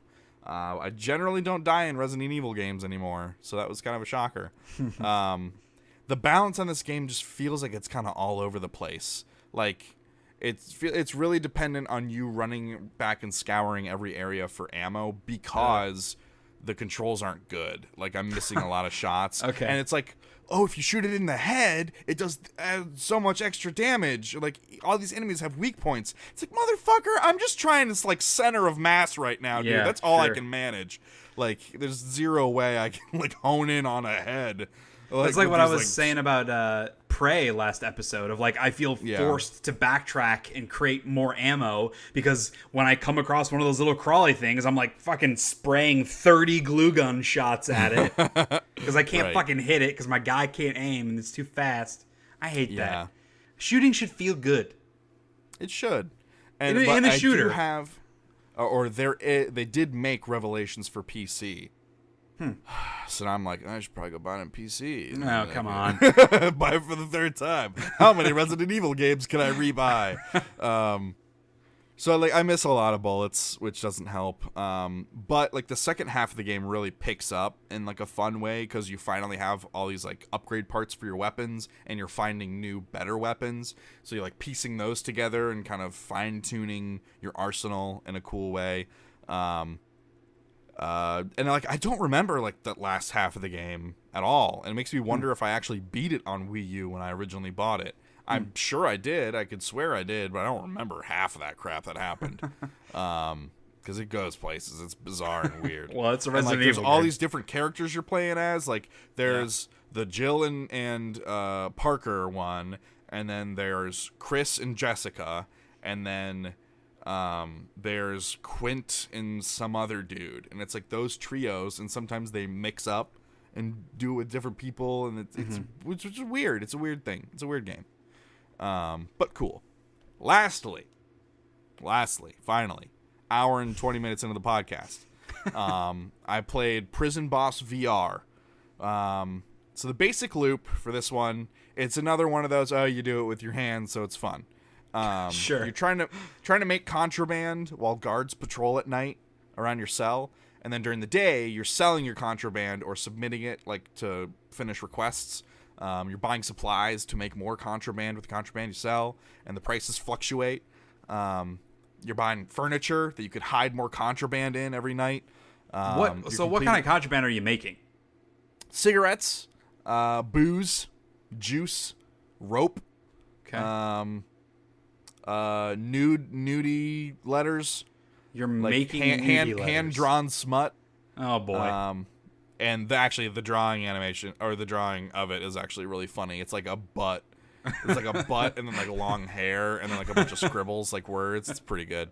Yeah, it's funny. And there's this just weird shit. Yeah. So you're building that at night and selling it, and you're completing a request, which increase your reputation. Once your reputation's high enough, you earn a way out, and then proceed to the next level. Like in the first level, I earned all the reputation pips I needed to, and then they gave me a sledgehammer, and I slammed it against the bars and broke out. And I'm in the next level, so I don't know what the breakout for that's going to be like. Well, then you didn't break out very successfully. They just put you in a different prison. I just got thrown in the next one. Yeah. It's kind of hard to remember all the recipes. I think from the main menu, there's a way to view them again. But it has a really fun, like, cartoony art style. All of the characters are like bouncing VeggieTales ovals. So like weird. And like they talk like that's how they talk. That's bizarre. It's like when the guards bounce by at night, they have their flashlights and their little hats, like their tiny little hats on the big oval bodies. Like, that sounds okay. It's pretty good. It's pretty good. It has a fun sense of humor. Like when you learn a new recipe, you grab a film reel and you get transported to a room with the tools you need and like a projector screen. And there's like a silent film, like the words show up and then the dude's face talking and then the words show up. There's a weird thing on startup though, where every time I start the game, I have to alt tab out of it and then back into it to get it like to actually work, which is really weird. Might just be my system that does that. And then board games, I bought Near and Far, which is a companion kind of sister game to the game Above and Below. That sounds right. Yep. Above and Below, Above and Below, Near and Far. Shares the same art style, and the art style's awesome. Some of the pieces can even... What's the art style? Like kind of pastel, cartoonish, a lot of browns and blues. So this is not a spooky. Greens. It's not a spooky game. No. Some of the pieces can even be used in both games, kind of like a mini expansion, which is kind of neat. This one in particular. So the other one is like, kind of it's not a deck building game. It's like you're trying to satisfy all these requirements and like earn victory points by going down into the dungeon and doing stuff, and then you're up in the village by day trying to get supplies and build your arsenal so you can go down in the dungeon and do stuff. This one has more like light tabletop RPG elements. There's like 4 different ways to play the game too. So the first adventure, like it has you play the first adventure. This is like the easiest version of the game they could make, like distilled kind of try to give you pieces of what everything does. Like you're building camps and you're buying treasures that give you abilities, like increase stuff to certain roles and like increased ability to like go out and adventure. You're securing trade routes like out in the world. You're fighting threats. And then when you're back in town, you can either go mine or you can get resources like coins and food and stuff to trade up. You can duel other players in the town for reputation and and whoever has the most journey points at the end wins. Now there's another way to play the game where it's like a full quest, because it comes with a rule book, a quest book, and a map book. And the map book you like fold across different maps and like different levels, so layouts and different trade routes and stuff that you can secure each time. And there's like a full campaign that you play across all the maps. And then there's like a more character focused one where you actually have these little mini character sheets where there's like spaces for traits and like inventory and skill slots and stuff. So that one's like more the most tabletop RPG light thing mode that you can play. And then there's just like an endless like arena arcade mode is what they call it, where it's like a bunch of quick one-shot scenarios that you're playing. And like the quest book has all these, like based on which map you're playing and which number you're on for the quest, like you do this scenario and it gives you a block of text and you have to choose this option or this option, and it tells you the skill rolls required, and then if you make them, then you get the thing. If you don't, something happens, stuff like that. So it's really cool. I like it. I like it a lot. I think the art style's fun. Little encounters are cool. Like there's a lot of little world building in those encounters. Yeah. That's pretty neat. And the fact that it's like a sister game to the game I already have and that's even cooler. And how many people is this meant for? 2 to 4. So I just played it with my friends, so it was just the two of us going head to head. But yeah, I liked it. It was a good buy. Cool. Well, I guess now we can move on to some news after we've talked about everything. It's tough, man. Like when you do it every 2 weeks, we've been playing and watching a lot of stuff, and there's a lot of news. Yeah. Some hefty podcasts. So I guess these first couple things are more just like announcements than things to talk about. But The Surge 2 is happening. So we're getting a sequel to The Surge, which I am shocked by this. They're aiming to release in 2019. I know you played a bit of The Surge, right? Yeah, I got to like the first really big boss and never beat him. I tried a few times to beat him, and then something else came out, and I started playing that instead. Right. I mean, like I'd like to go back to it. I'm not big on that genre. I know you like the kind of the Dark Souls style more than I do. I like the vibe of this, it being like the broken down technology kind of thing that seemed cool, but just gameplay wise, I'm not really into that style of game. But they have come out and said that they're trying to keep a lot of what made the first game work and fix a lot of what made the first game not work, which is about the thing that you would say when you're going to make a sequel. Yep, we're keeping the good stuff, fixing the bad stuff. So, but they made it specific of, in the Surge, kind of one of the core mechanics was you targeted different limbs in combat and you did different damage and they had different weaknesses, that kind of thing. And I mean, I never played it, but I read and saw that it seemed like that part of it functioned pretty well. Like it was pretty easy to target the different pieces. So they're definitely going to keep that. They want to expand on the types of bosses and different variations of that. They said that they're moving away from the kind of deserted junkyard vibe of the first game and making it more kind of in a city, which seems smart. Visually, the game seemed a little boring and monotonous from my outside perspective. So making it more of like futuristic city, I think is a cool, smart change to make it a little more visually interesting. So that's supposed to come out in 2019. We'll see if that happens. Probably not, because it's a video game. We have a launch date for Vampire, not Vampire. I was corrected on this by watching a video. It is spelled Vampyr, but it is pronounced Vampire. Oh, which seems dumb to me, but apparently that's the case. I like Vampire. I like Vampire too. But we have a release date now. It's coming out on June 5th, which I thought is like, we talked about this last episode, I think, but it seems pretty close considering what we've seen of the game. And not that it necessarily felt unfinished. It's just we haven't seen a lot of the meat and potatoes of what the game is, like extended gameplay, minute-to-minute kind of stuff. We haven't seen a lot of that, so I'm kind of surprised that it's releasing so soon. Well, I already have it pre-ordered, so... Yeah, exactly.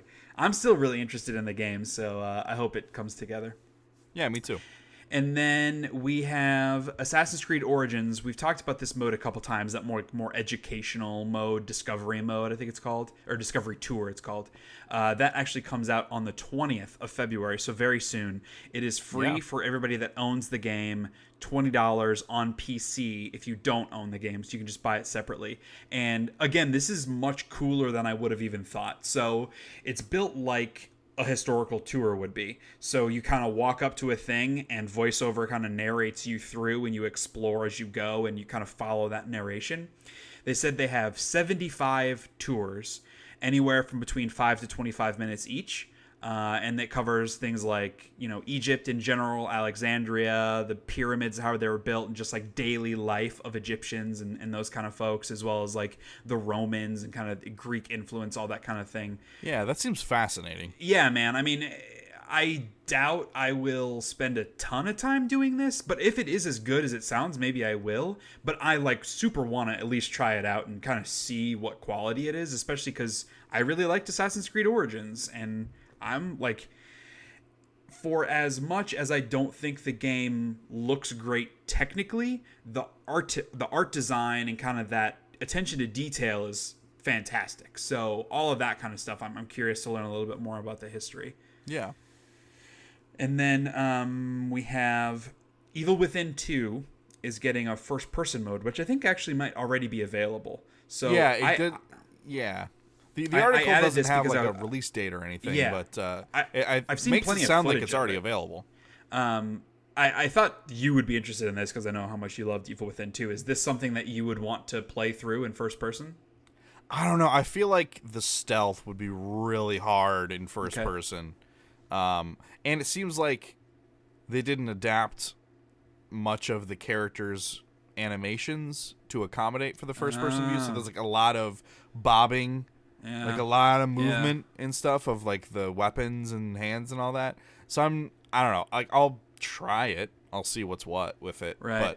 But I probably would still prefer to play in third person. I would imagine first person kind of ups the terror levels, the horror vibe. Yeah. Yeah, just because like you're not as aware of what's going on around you. Yeah. Yeah. And so next one. So I normally don't like to talk about like rumor mill stuff just because I don't qualify that as being news. But in this case, it seems pretty legit that we're supposed to hear next month in March about a Spyro the Dragon remaster.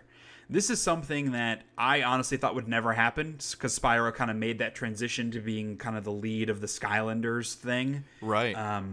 But the rumor says that this is being developed by Vicarious Visions, who are the same folks that did the Crash Bandicoot remaster, which makes sense to me. They, by all accounts, did a great job updating that, kind of updating the gameplay and the visuals and the mechanics, and like redesigned a lot of pieces of it. So all that sounds super smart.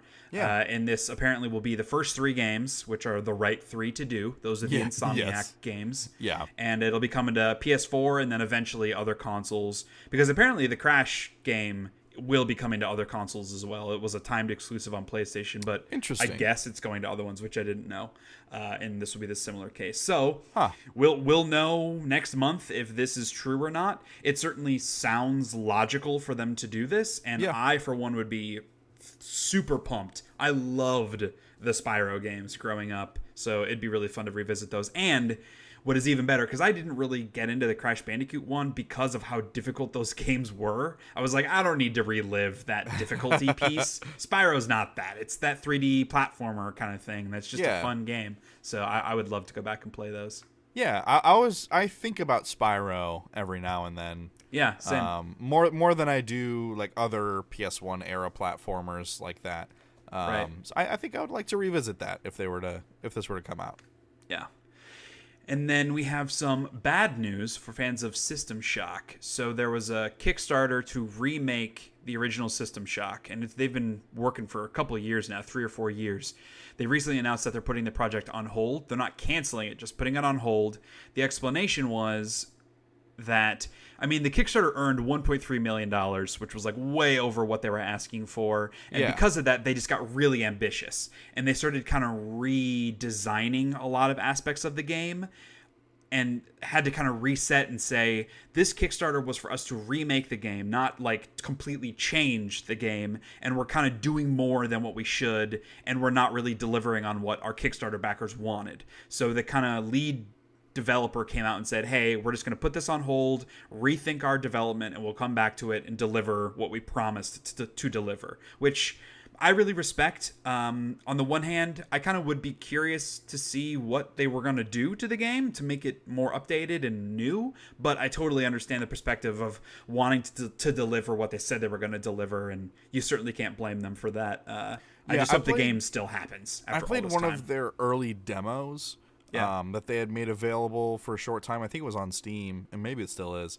And it played identically to the first System Shock, but it looked really good, like a new game. I mean, obviously it was still pretty buggy and certain things weren't working because it was like just basically like a technical test proof of concept demo.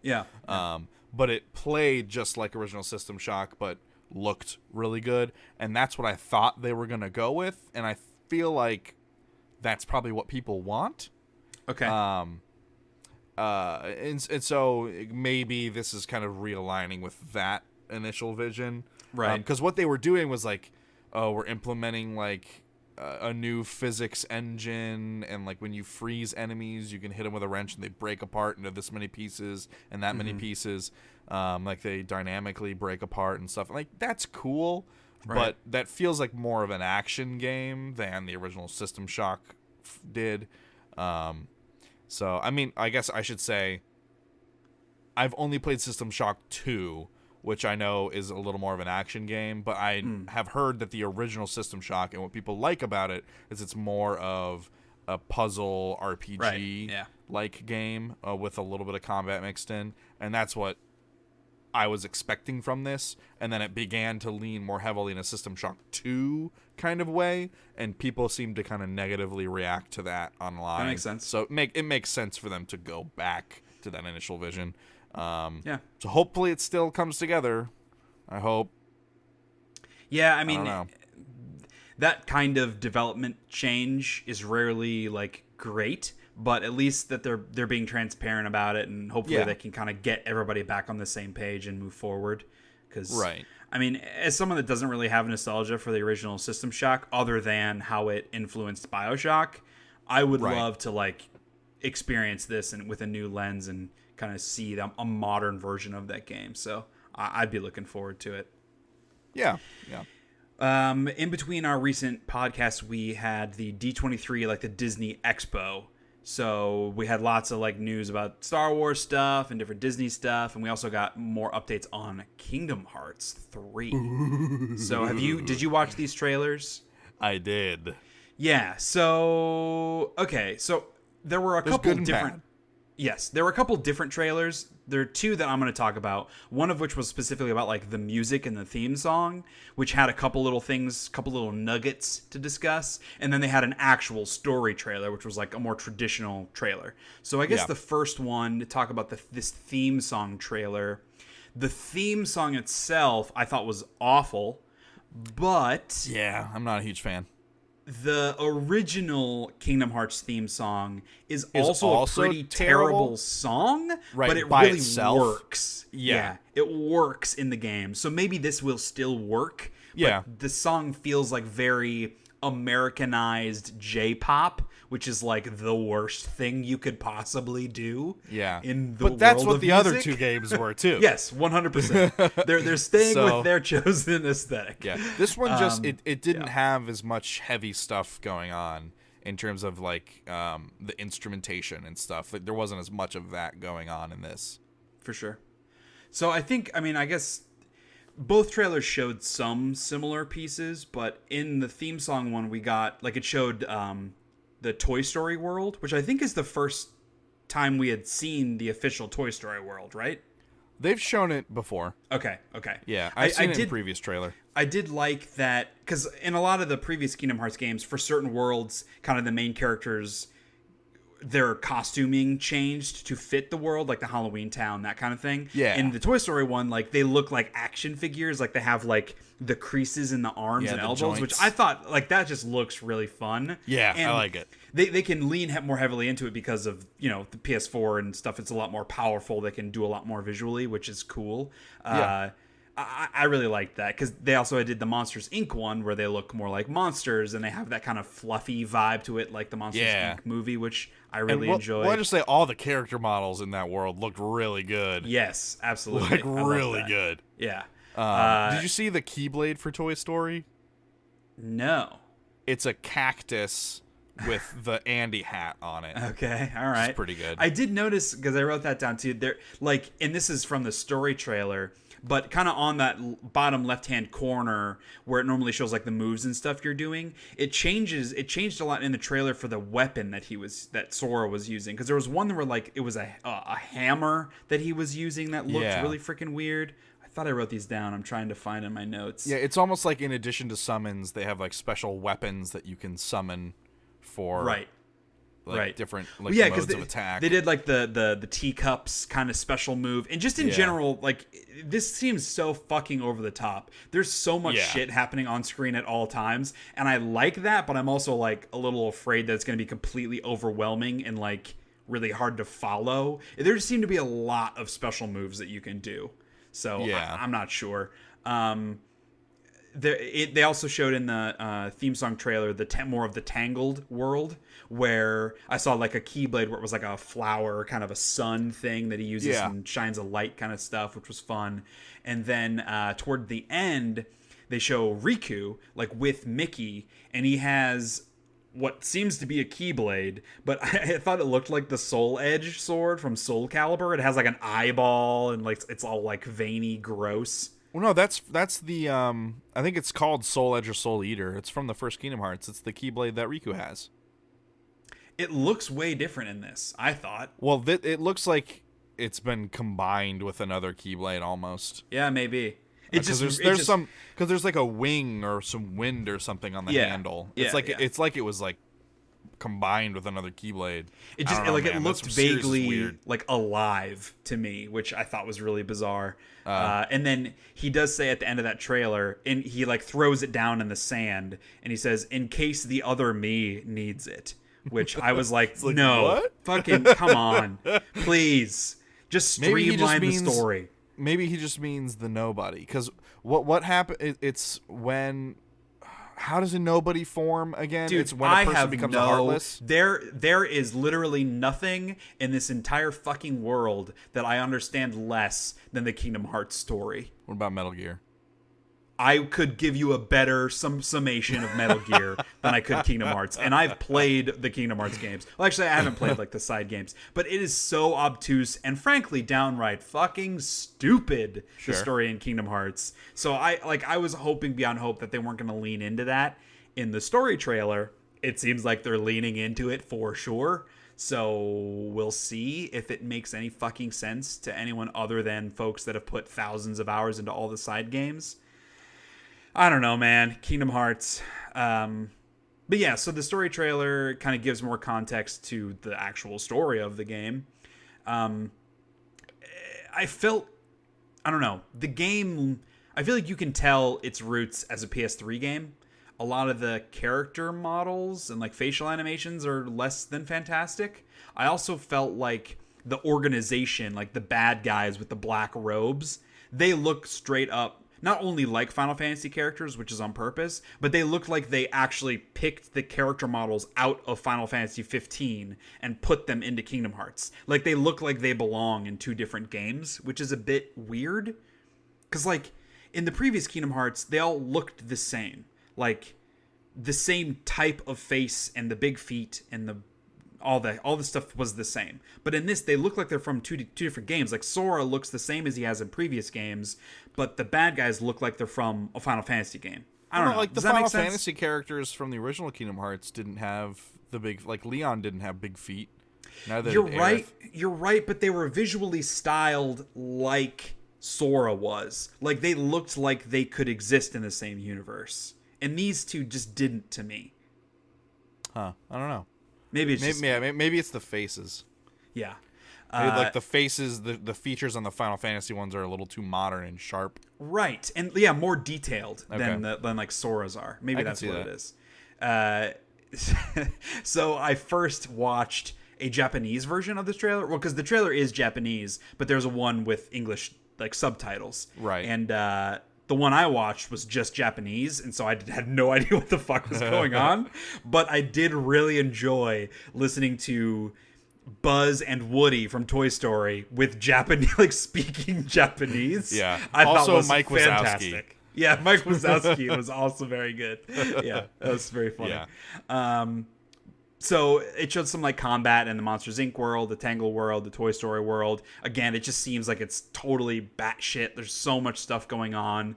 And then one other little thing that I saw, there was like a Little Mermaid summon. So that just made me hopeful that we don't have to go back to the Little Mermaid world, because those were always the worst parts of the Kingdom Hearts games. Yeah. And then the trailer ends with a coming 2018. So, no, I don't believe you. I don't believe you. It's been in development for a long time. I can see it happening. But I don't believe you. Until I'm holding it in my hands and am putting it into my PlayStation 4, I do not believe that it will come out this year. They said 2018 would be a big year for Final Fantasy fans. Maybe it's just because there's Final Fantasy characters in Kingdom Hearts 3. I just can't get my hopes up for it. I can't do it. I hope I'm wrong. You overdid it, Squall. That's Leon. I hope I'm wrong, but I can't.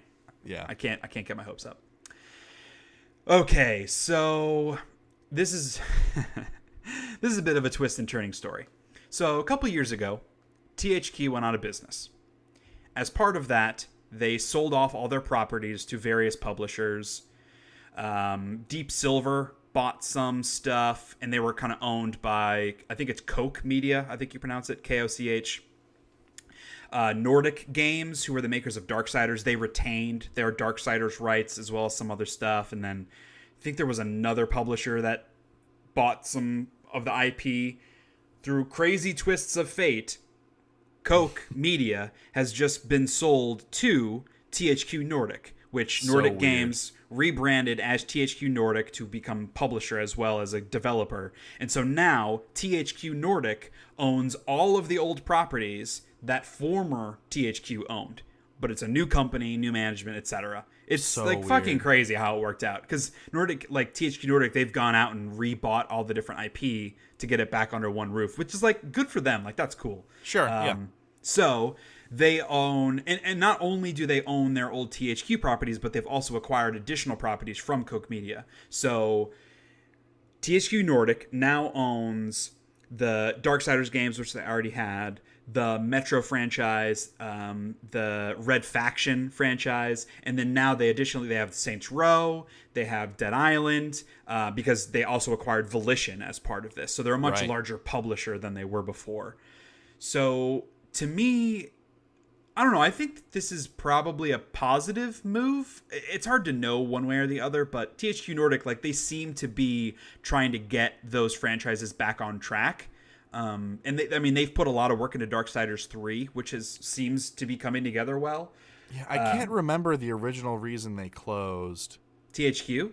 Yeah, wasn't they just went bankrupt. I thought there was some guy involved. I think they just ran out of money, because they were originally supposed to publish South Park Stick of Truth. Right. And when they folded, that's when they ended up going to whoever published that game. I don't remember. Maybe I'm thinking of another developer that crumbled. But there was some guy who had like the biggest stake in the company, but he was like, he got caught on like investment fraud or something, and the whole company went under. I think he was based out of Long Island or something. That's news to me. I don't remember. Oh, you know what? I think you are thinking of the Kingdoms of Amalur developers. Yes. And I don't think that was fraud. I mean, he was an old baseball player, and he just got in over his head. Like, he invested all this money into making a game. He borrowed a lot of money from the state of New Jersey, because that's where they had their studio. That's what it was, New Jersey. He borrowed money from the state and didn't pay it back. Yes, and so they just took all their assets away. Right. That was that. Yeah. I don't remember the name of that baseball player, but what studio was that for Kingdoms of Amalur? Yeah, I can't remember the name. But he had worked with, I think it was R.A. Salvatore on like all the creature designs and the story, because he's like a famous fantasy writer. 38 Studios. 38 Studios. That's what it was. Yeah, because they originally made Kingdoms of Amalur, which was going to be a precursor to an MMO. Right. Kingdoms of Amalur MMO. And so they made the original game, Awakening, as kind of like a lead into that, and that game was pretty good. I enjoyed that game. Yeah. A lot of potential, but clearly did not work out on the financial end, unfortunately. Yeah, and they had to like straight up take it off the online store and stuff. Yeah, and they had to sell off they had to give their like chairs and stuff from the studio. They had to give everything back to the state of New Jersey because they couldn't pay up on the debt. But yeah, so THQ Nordic now owns all those properties again. It doesn't seem like anything that's currently being developed is going to change. So like nothing is going to change about the Metro Exodus game. Obviously Darksiders 3 is full steam ahead. They came out and said that after part of this, they will all of these companies and developers will continue to operate as separate entities, but that there's opportunity for, quote, revenue synergies and, quote, partnerships, which is business speak for, if we need to, we'll take more control over these places. Yeah. So we'll see how things develop there.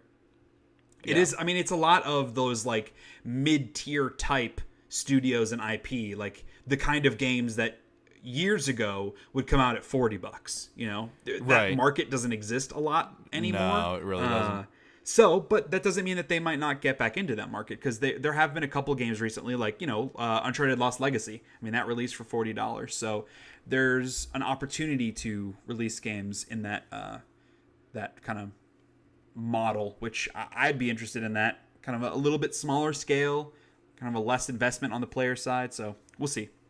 Yeah.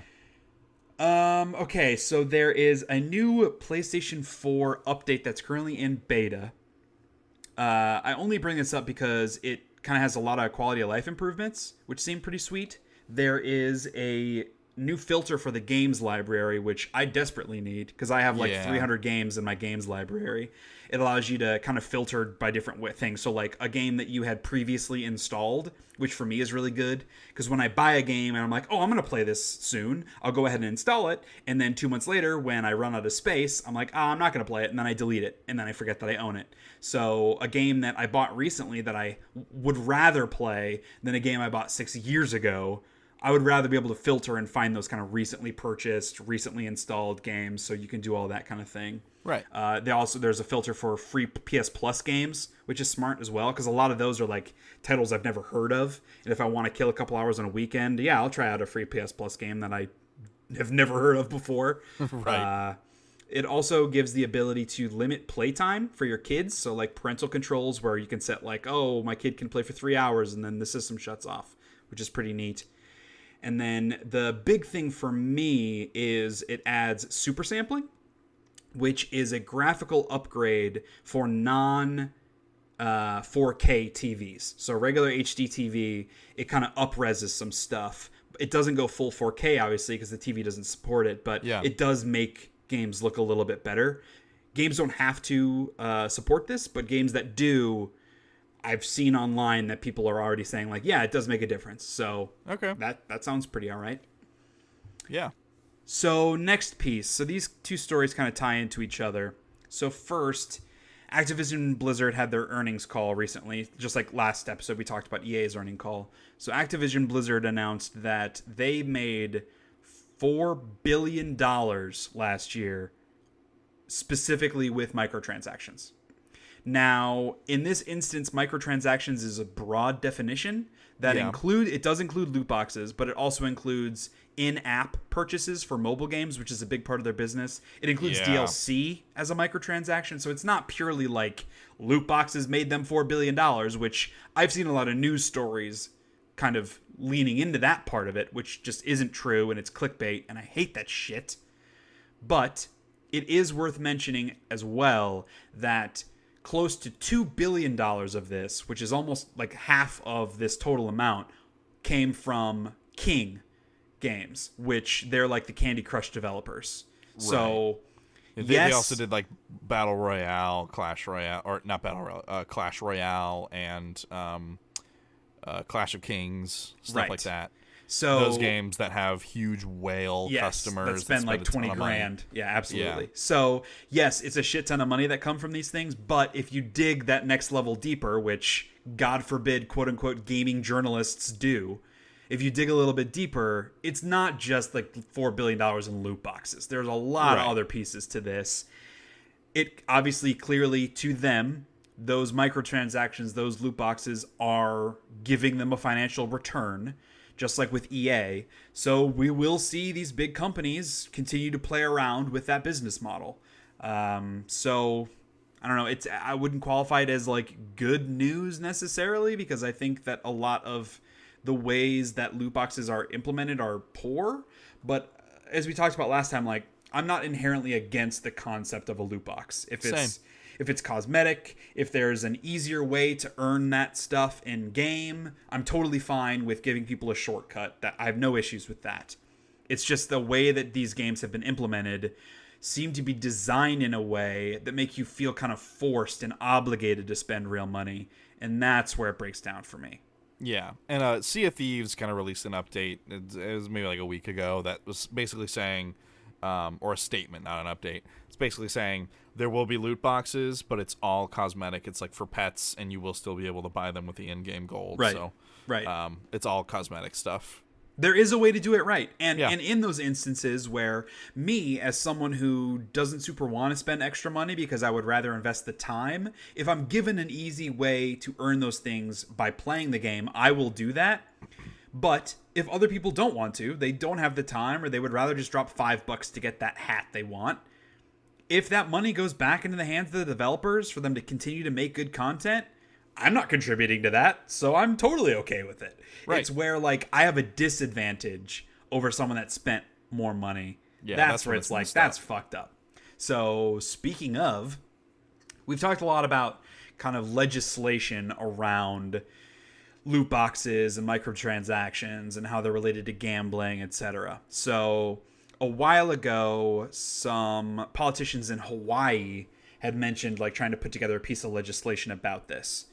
They have that piece of or I guess it's two pieces of legislation together. The first bill says that microtransactions, like that add-on purchases that are loot box associated, where there's an element of randomness, will be qualified as gambling, and therefore can only be purchased by persons 21 and over in the US, or I guess specifically in Hawaii in this instance. The second piece of legislation says that companies have to disclose the probability of getting certain items from these loot boxes. So this kind of fundamentally hinges on, are loot boxes gambling? Which we've talked about. We both kind of agree that, yeah, they are more than they aren't. So this seems smart. It seems like a smart way to protect children in particular from doing this. Obviously, and parents. Well, sure. Yeah, that's true. Getting the government more involved in video games is a slippery slope. I'm not going to deny that. But we're clearly at a point where we can't rely on publishers to exercise good, sound judgment in this instance and to think of consumers over profit. They've proven that they're incapable of doing so. And so having some sort of slap on the wrist, getting them back in line, and some sort of regulation around this seems smart. And obviously seems like that's where we are right now, unfortunately. That's just where we are. That's what has to happen, I personally believe. So the ESA, who is kind of the non-governmental body that regulates the gaming industry, they basically came out in response to these two bills and said, like, no, man, what we're doing is good enough. And I totally get why they would say that. One, because it's currently their job to regulate that. So, of course, they're going to say we're doing what we need to do. And two, what they said about, like, what we're doing is working. Like, no, it fucking isn't. It just isn't, clearly. Like, if something like Star Wars Battlefront 2 happens with those microtransactions, the regulations that are in place are not working. So if we have to turn to the government to do it, fucking so be it. The American government is not the best, but something needs to happen. Something needs to change. And so at this point, like, I'm on board. I'm worried about what that might mean for future regulations, especially with, like, how a lot of old guard politicians tend to look at video games. There's all this stuff about, like, you know, we talked about this too, like video games being addictive and how they always blame violence on video games and kind of all that circle of life. Like every new thing, there are the old people that blame it for all the world's problems. Right. As long as we don't go too far into that dark future, I'm okay with this sort of like level setting. Yeah, I just don't want it to open the gate to something more sinister. Yeah, I think at the very least, you know, disclosing the probability for the items within the loot boxes. That's what China does. And yeah, China they already care. have that. Yep. So yeah, China don't care. That's right. If China does care about this, then maybe we should too. And in that instance, like, there is no negative to the consumer. Like, obviously, you could say as a publisher of games, like, well, that's negative to me because now people know that they only have a 2% chance of getting what they want, so they're not going to spend money. But that is inarguably, that is good for consumers. Yes. The first piece about only being able to sell to 21 and over, that's more inherent to, like, is it gambling? Is that a fair thing for the government to say? That there's certainly discussion to be had. But purely giving that probability, I literally see no argument against that. Yeah, I mean, it's like food, food distributors have to put ingredient lists and calorie counts. It's and shit nutrition like that. facts for video games. Yeah, nutrition. Give me my nutrition facts for my loot boxes, bitches. Right. Come on. Yeah, absolutely. Contain 0% of your daily value of protein. Yeah. Contains 0% of your daily value of this purple hat. Yeah. And so moving into the world of broader entertainment news, I'm prepping myself for this conversation because I don't know how I feel about this. Yeah. So the creators of Game of Thrones are making Star Wars movies. And it's unannounced specifically what they will be, because they aren't going to start working on it until Game of Thrones wraps, which won't be until like 2019, 2020. And so we wouldn't see those movies until, 2023. The larger piece is like, I've been a hardcore Game of Thrones watcher since the beginning. I've read all the books. I'm a big fan. I mean, I've talked about this on the podcast before, but the past couple seasons of Game of Thrones have not been great. And it's because they've moved beyond the books. And so it's purely been up to the writing team, to those executive producers, showrunners, to decide the direction and the stories of the show. I think they've done a bad job of that. So now putting another franchise that I love, Star Wars, in their hands makes me a little nervous, because to me they have not proven that they're capable of creating that original high-quality content. So that's kind of my piece on that. That's the general consensus I seem to see online in my circle of social networking, is that people are less excited about and into the most recent Game of Thrones content. Yes. So And that's what's crazy. Like, if this announcement had, and because the second piece is, I've been phenomenally bummed out by every Star Wars movie we've gotten under Disney. Episode 7, which I thought was it was okay. Episode 8, which I thought was really disappointing. Rogue One, which I thought was pretty bad in a lot of ways. Like, the Star Wars movie that Disney has made, I have not thought to be great. And so, one, I'm not super excited about David Benioff and D.B. Weiss making Star Wars content. But two, I'm not even that excited about more Star Wars content. Because add on top of this, like, obviously we have episode 9. There's the Solo spin-off movie. There are a couple other spin-off movies that they've talked about, like a Boba Fett one, an Obi-Wan Kenobi one. Plus, Rian Johnson is working on his own separate Star Wars trilogy. Yeah. So that's like a lot of fucking Star Wars, which, even as someone that loves Star Wars, even if you told me this was the case 4 years ago, before all these movies started happening, if you told me, like, hey, you're going to get 15 Star Wars movies in the next 10 years, I would have been like, that might be too much Star Wars to give people. And now I like adding both of those pieces together. I extra feel that way. But think about how many Lego sets and pop figures there are going to be, Shea. Yeah. I mean, that's why they're doing it. Think about how many BB-8 orange packages there are going to be. Oh, God. It's inescapable. So bad. It's all a trap. I don't know, man. And like, as always, when it comes to things that I love, I will more than happily be proven wrong.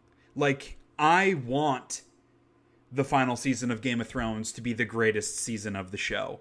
I want Solo to be the best Star Wars movie we've gotten yet. I want Rian Johnson to get his ideas together and make this awesome Star Wars trilogy that's in a brand new time period, in a brand new place with brand new characters. I want all of that to happen.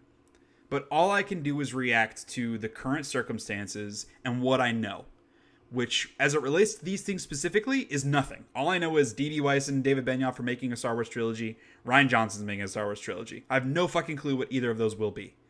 But looking at previous work, the direction they're taking Star Wars, what their focus seems to be, I'm not excited at all for this.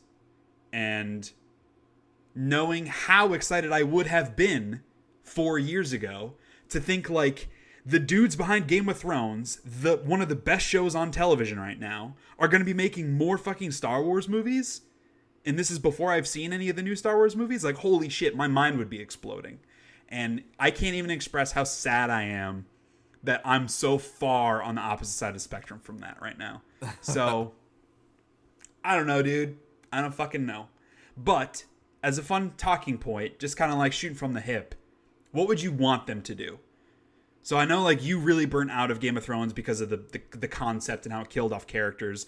But assuming that, I guess to kind of put some parameters around it, for the D.B. Weiss, David Benioff, assuming they did something similar to the style of Game of Thrones, not like the fantasy, but like it's very drama, very fantasy, very like cast oriented. What would you want them to do? I thought about this a little bit, and I think the answer is a Thrawn trilogy, because they seem to handle like political intrigue and stuff pretty deftly. Yeah, it's a great point. And the Chiss race is very politically and like hierarchical, societal motivated. Yeah. And so that might be a decent fit for the kind of story they want to tell.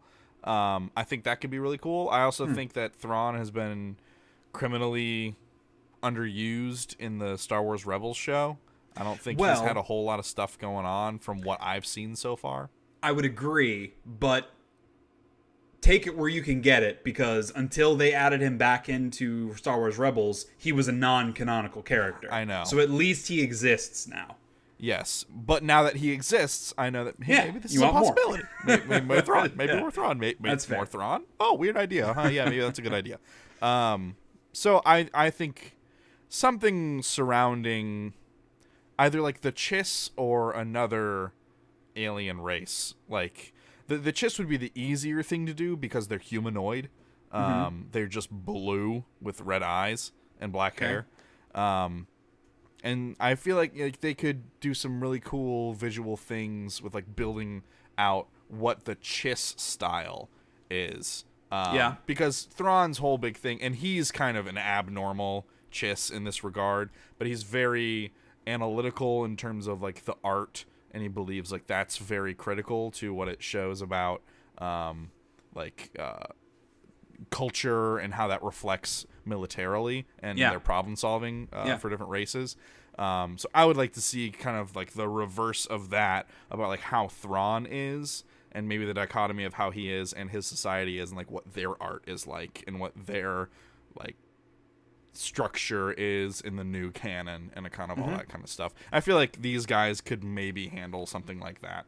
I think that sounds like a good idea. I mean, the not danger, but like the concern there would be if it was Thrawn specifically, that's set in a time period in between the original trilogy and the new trilogy, so that does kind of lock them in on the types of stories they can tell. But from a broader perspective, thinking of the more political angle of the Star Wars universe with different cultures or whatever, and not political in the way that the prequels were, not that kind of political. But aggressive, I think that idea sounds really cool. I think that could be neat. For me, thinking of Rian Johnson, and this is just goes back to one of my favorite Star Wars stories ever in the novels, would be him to do an adaptation of the Yuzhen Vong storyline. Okay. Which is, for folks that don't know, basically the Yuzhen Vong are a species from a different galaxy. And so they cross over from another galaxy, and they don't exist in the Force. And so at this point, like, Luke has revitalized the Jedi Order, and so it's, you know, a big Jedi Order. And so the Yuuzhan Vong come in, and they're trying to terraform all of these worlds to make them habitable for themselves. And you don't really know a lot about the backstory and why they decided to cross over into this galaxy, but you do know that the Jedi, who are the premier warriors in the galaxy, can't do a ton to stop the Yuuzhan Vong because they can't see them in the Force and therefore cannot fight them effectively. And that was just a really cool, interesting twist on kind of the Jedi mentality and how they go about fighting them. And there's a whole side story with, you know, Han and Leia's twin kids, Jason and Jaina, and Jason gets captured by the Yuuzhan Vong and he gets tortured and just starts playing with the dark side, and there's a whole like cool story with that. But just inherently, like, the Yuuzhan Vong and there being a force from another galaxy that comes in with a complete methodology that's very different than what the good guys can do. I think that it doesn't need to specifically be the Yuuzhan Vong, because I don't want it set in what we currently know of as the Star Wars films. So from like episode 1 to episode 9, I don't really want anything else to take place in that time. So what you're talking about, like, maybe there's an Old Republic story they can tell back in the Old Republic time period, with another space or, you know, race that comes in, and it's that political side of dealing with that Republic existing and struggling with the democratic nature of the government, whatever. So in this instance, like, maybe it's far in the future from this 9 episode kind of saga, and it's the Jedi exist again, and there's no Sith, but these guys come in and they're kind of the enemy. I think could be pretty cool. Yeah, I think a Yuuzhan Vong thing in the Old Republic, kind of like Darth Plagueis era, almost, because we've not seen any Darth Plagueis stuff. Right. Like, we still don't know who that is. Like, everyone thought, what's his face from the new movies was going to be Plagueis. Snoke. Snoke. Yeah. We all thought, like, oh, maybe he's Plagueis, but he's not. So maybe, like, it's a Darth Plagueis era thing, like before the original prequel trilogy. The trilogy. Yeah. That could be cool. And then they could flesh out some of that stuff alongside it too. Yeah, and I mean, even with all of that, I'm not sure I'd have a ton of confidence in the creators making something cool, but at least, like, the concept would be more interesting than Han Solo as a teenager. Like, I don't fucking give a shit. Yeah. And, like, the Yuuzhan Vong are cool because, correct me if I'm wrong, but they're kind of, like, insectoid in their, like, monarchical society. Like, because there's, like, a queen, and they're kind of, like, worker soldier class. And then yeah, kind of. It's monarchical, but they're like a sentient insectoid kind of thing. I mean, they're not really insectoid. I just mean in the way they're structured. Like, there's a queen, and there's, like, very rigid caste structure. I would think of it more like a traditional tribal structure. So, which is similar to what you're talking about. Like, there's one leader, and then they have, like, the different levels of folks, and then you have, like, the grunts on the bottom. It's definitely structured like that. Yeah, and like because they were in one of the comic series I was reading, but their like their ships and stuff were very reminiscent of, what was that newer like the second from the newest Star Trek movie that had, it was Khan's stuff. Into Darkness. Yeah, it was like the way Khan's ship looked was kind of reminiscent of the Yuuzhan Vong. Well, because all of their ships are alive. Like, everything in their lives, like everything organic. They interact with is alive. Yeah, and that's just like a cool thing. Yeah, a cool, like, differentiator to make them seem different than a lot of other enemies. Right. So yeah. I guess just to hit on them real quick, since we've been talking about Solo. So we got some new trailers for stuff, just to kind of run through them real quick. So there's the and a lot of these came out of, like, the Super Bowl and things like that. So we got a full trailer for Solo, the new Star Wars spin-off movie, I guess you would call it. As you've probably guessed, I have a hard time getting excited about it from the previous Star Wars movies. Also, I mean, it's not even just that I haven't really enjoyed a lot of the recent ones. It's more just like, it just doesn't look that good to me. Like, the trailer just didn't do anything for me. I thought the main guy didn't remind me whatsoever of Harrison Ford, of his Han Solo. It seemed like a completely different character. And there's, like, that bit at the end where they're flying through space with this big tentacle creatures. And I was just like, the whole thing kind of gave me this, like, been there, done that vibe. Like it didn't. Nothing about it felt that fresh to me. I don't know. Did you have different feelings about it? I think it looks good. Huh. Yeah. Well, like what about it? What about it did you like? I like the cast of characters. Yeah, I think the cast is great. Yeah. Yeah, visually, I really dig the look. Like, it feels very funky 70s space. Sure. Very, very Empire Strikes Back, very Rogue One, that kind of, like, dingy Empire feel, which I like that. I like that as well. Yeah, and it seems like that stuff will be pretty well realized in the film. I mean, even if Han Solo isn't right on the mark, I feel like there's a decent supporting cast that will be fun to watch. Yeah, and help kind of save the movie from mediocrity.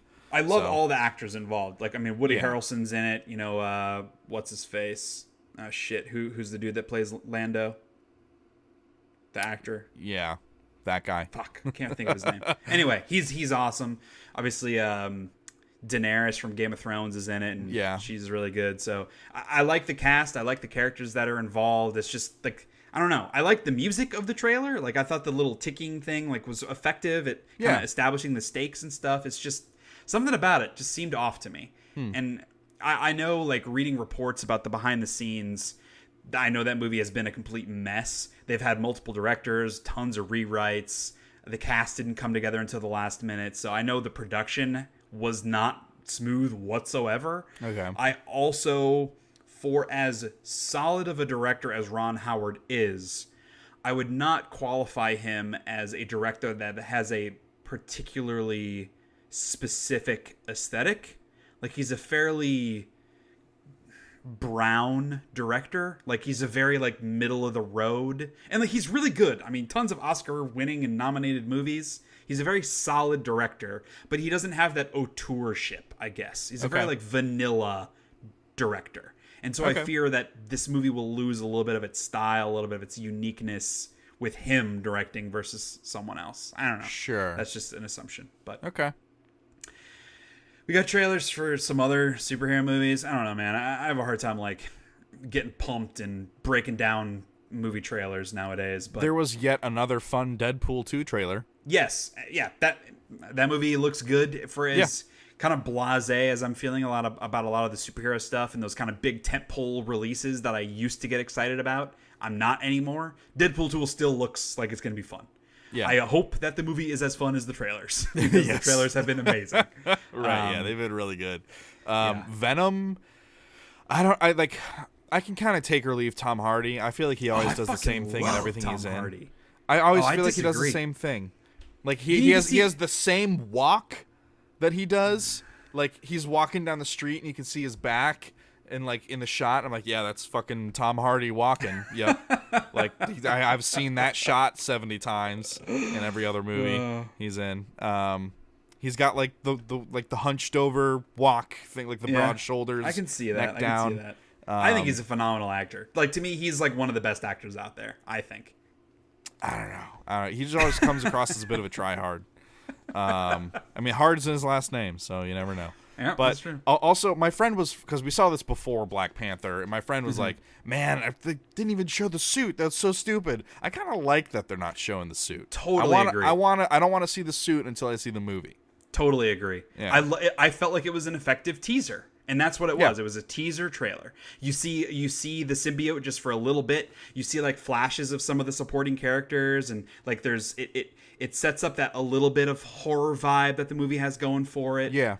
I thought it was a very effective trailer. I mean, the movie itself, I'm not like, oh, I can't fucking wait for a Venom movie. Right. But I thought it was a good trailer. Yeah. I think like Venom and Carnage are the two best Spider-Man villains in my opinion.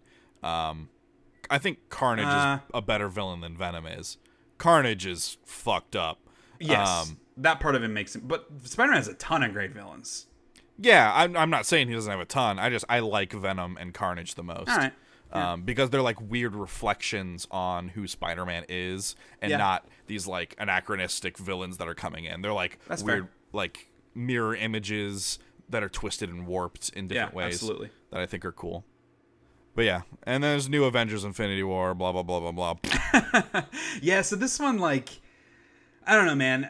Like I said, it's hard for me to get excited. And there's a little stinger at the end of Black Panther that kind of ties it into the Marvel universe, where I was like, this does nothing. We already knew all of this information. There's nothing here to get me excited. Whatever. It was stupid. But it's an Avengers movie. And so I'm not as excited as I was for the first Avengers movie, certainly. I'm not as excited as I was for Age of Ultron, certainly, because this is now the third one. But the scale of it, seeing all the huge cast and the different things they're doing, I'm still like, I have full expectation and faith that this will be a good Avengers movie. Like, it will be a good superhero movie. So, like, we don't need to watch any more stuff about it. We already know what it's going to be. Yes, yeah. Like, I guess that's a good way to put it. I didn't even need this trailer, really, is what it is. Yeah. Very much the whole time, like, an honest trailers version of this trailer would just be, oh, these stakes are high. I can't believe how high these stakes are. The stakes have never been this high before. Yeah. I can't believe how high they are. And then it'll end with, coming soon. You didn't need to watch this. You're going to see this anyway. Yeah, exactly. Yeah. So, I don't know, fucking movie trailers. It's tough because, like, they're big things. Like, these are huge movies that are coming out that totally fit into the genre of movies that you and I want to see. It's just, there's so many of them. There's too many. I'm burnt out, man. Give me a break. I'm burnt out. It sucks. Because, like, I try to live this more positive lifestyle and, like, not be so critical and negative about so many things. But, man, if I didn't get another superhero movie for 5 years and I didn't see another Star Wars movie for 8 years, I'm fine with that. Yeah. I legitimately don't need more Marvel movies. I legitimately don't need more Star Wars movies for different reasons. For the Marvel stuff, it's just because we've had 30,000, and the Star Wars is more that I've kind of not liked what I've seen. Sure. But it's just like we talked about last episode, the Ant-Man and the Wasp trailer. Like, I'm sure it's going to be a perfectly fine movie. I love Paul Rudd. I love Evangeline Lilly. It seems charming, but it's like, I just don't care that much. And that sucks. Yeah. Something needs to make me excited again. Yeah, I've been feeling a little blasé about stuff recently too. I feel like I need some time. I need time. Please give me time. Stop inundating me with everything all the time. I need a break. To be honest, working so hard on getting my Game of the Year stuff together, which is going up like next weekend. I had to push it back, and getting my like top 10 movies up at the end of the month. Like the month of March, I'm just going to like take a breath. And I'll still be like doing things, obviously, and we'll still be doing the podcast. We'll still be posting on the website, but that pressure of like, I need to go see a bunch of movies. I need to play a bunch of new video games. I need to do all these things. I'm just going to give myself a bit of a break. Yeah. And I'm trying to, like, I'm trying not to overthink it because that takes away the point. But I want to play a game that's old. Like, I want to play like Rise of the Tomb Raider, or like go and finally play Red Dead. Like, not something new, and just enjoy and take a break. Watch a movie that came out 4 years ago. Like, do that kind of stuff next month. So I'm going to try to give myself that. A movie I will not be seeing, here's a segue for our final news story, is the Five Nights at Freddy's movie, which has been in like limbo for a long time, but it's apparently legit going to happen now because Chris Columbus, who directed the first two Harry Potter movies, I guess recently that's what he's known for. He's been in the business for a long fucking time. He did a ton of amazing movies. Like, he directed Mrs. Doubtfire, the first two Home Alone movies. He's also done some not so awesome stuff, like directing Pixels. But so he's had a bit of an up and down career, I guess you could say. Life's a roller coaster. He is now attached to do Five Nights at Freddy's, which like seems fucking bizarre because I looked through his IMDb page and I couldn't find another horror movie that he had directed. But hey, Pixels is a horror movie, but for very different reasons. Yeah. And I guess, I mean, to be fair, like Home Alone is kind of a horror movie, depending on your perspective. I would say for... all you're trying to do is rob this house and this nightmare child. Pulling Harry one over and, on you. Lloyd? Is it Harry and Lloyd? Are those the two? From their perspective, right. I think that would be a horror film, for sure. Yeah. It's like a haunted house, like demon place, demon child. But... I guess to tie into the horror thing, executive producing this is Jason Blum, who he's like a huge horror film producer in Hollywood. He does like everything. So recently he did Get Out, which obviously was really good. He did the Paranormal Activity movies, the Insidious movies, fucking shit ton of horror films. So I'm sure he'll bring that kind of knowledge. Scott Cawthon, who created the Five Nights at Freddy's games, he's attached as a producer. I don't know how involved he's going to be in like the scripting or the actual production of the movie, but he's at least attached. Yeah, I mean, if you're going to make the movie, you have to have him attached. Yeah, I think so too. It just seems like a weird fucking thing, man. Like Yeah. the director of Harry Potter is directing a Five Nights at Freddy's movie. So it just odd. seems quite bizarre. One of my kids so, at school, he loves Five Nights at Freddy's. He's obsessed with it. So I just know all I'm going to hear this week is going to be this news story over and over again. Yeah. That's what I have to look forward to. I can't lie and say that I give two flying fucks about this movie. But a lot of people like Five Nights at Freddy's, and that seems like a good fit for a horror film. Like, I'm not saying it's going to be a great horror film, but just the thought of like there'll be a lot of jump Toy scares. Story, Some cheap jump absolutely, scares. absolutely. I mean, that's what all the game is. The game is Right. a jump scare over and over again. Yeah. So seems like a good fodder for an American horror film. Yeah. Before we dive into Hate of the Week, so the Olympics, the Winter Olympics are going on. I kind of wanted to just like talk about, so this randomly came to me. So what if there were video game Olympics? Like what would be at the video game Olympics? So Nintendo did something like this like a long time ago and then brought it back for like one E3, like the Really? Nintendo Game Olympics thing. They had all these was like involved in Mario that? challenge levels and like old Okay. like old classic NES game stuff. So I guess I'm not even thinking of specifically like video games that you would play at the Olympics, because like esports, you know, fighting games, shooters, all those kinds of things exist. But like, what kinds of things would you do at a video game Olympics? So like, one thing that jumped into my mind was like speed running. Like I could see speed running games being an Olympic event.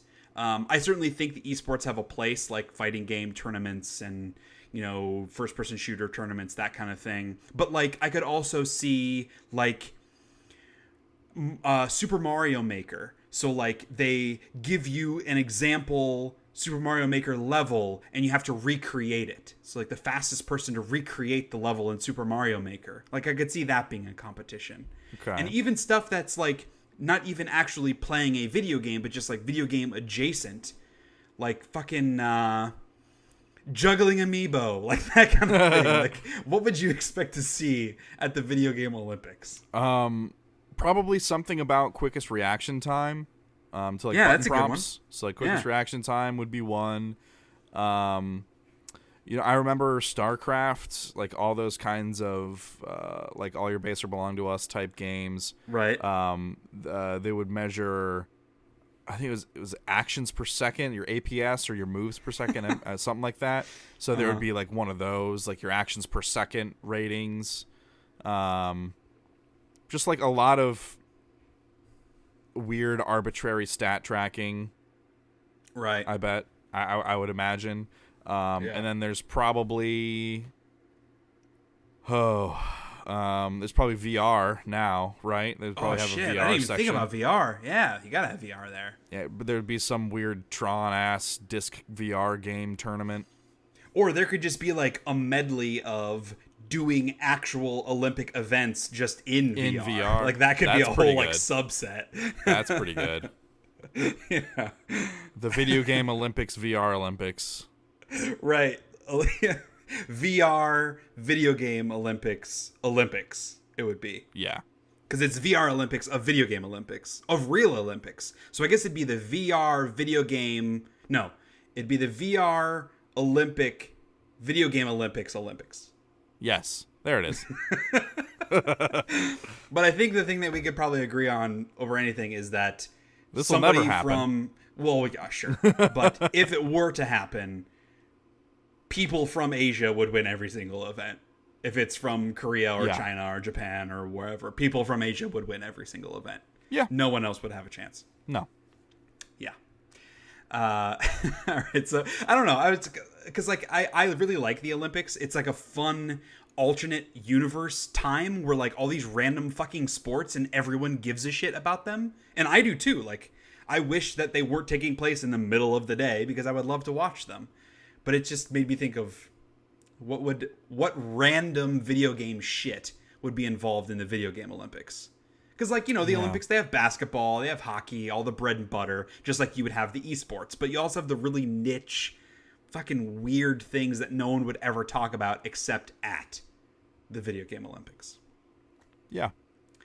So, I guess we can move on to Hate of the Week.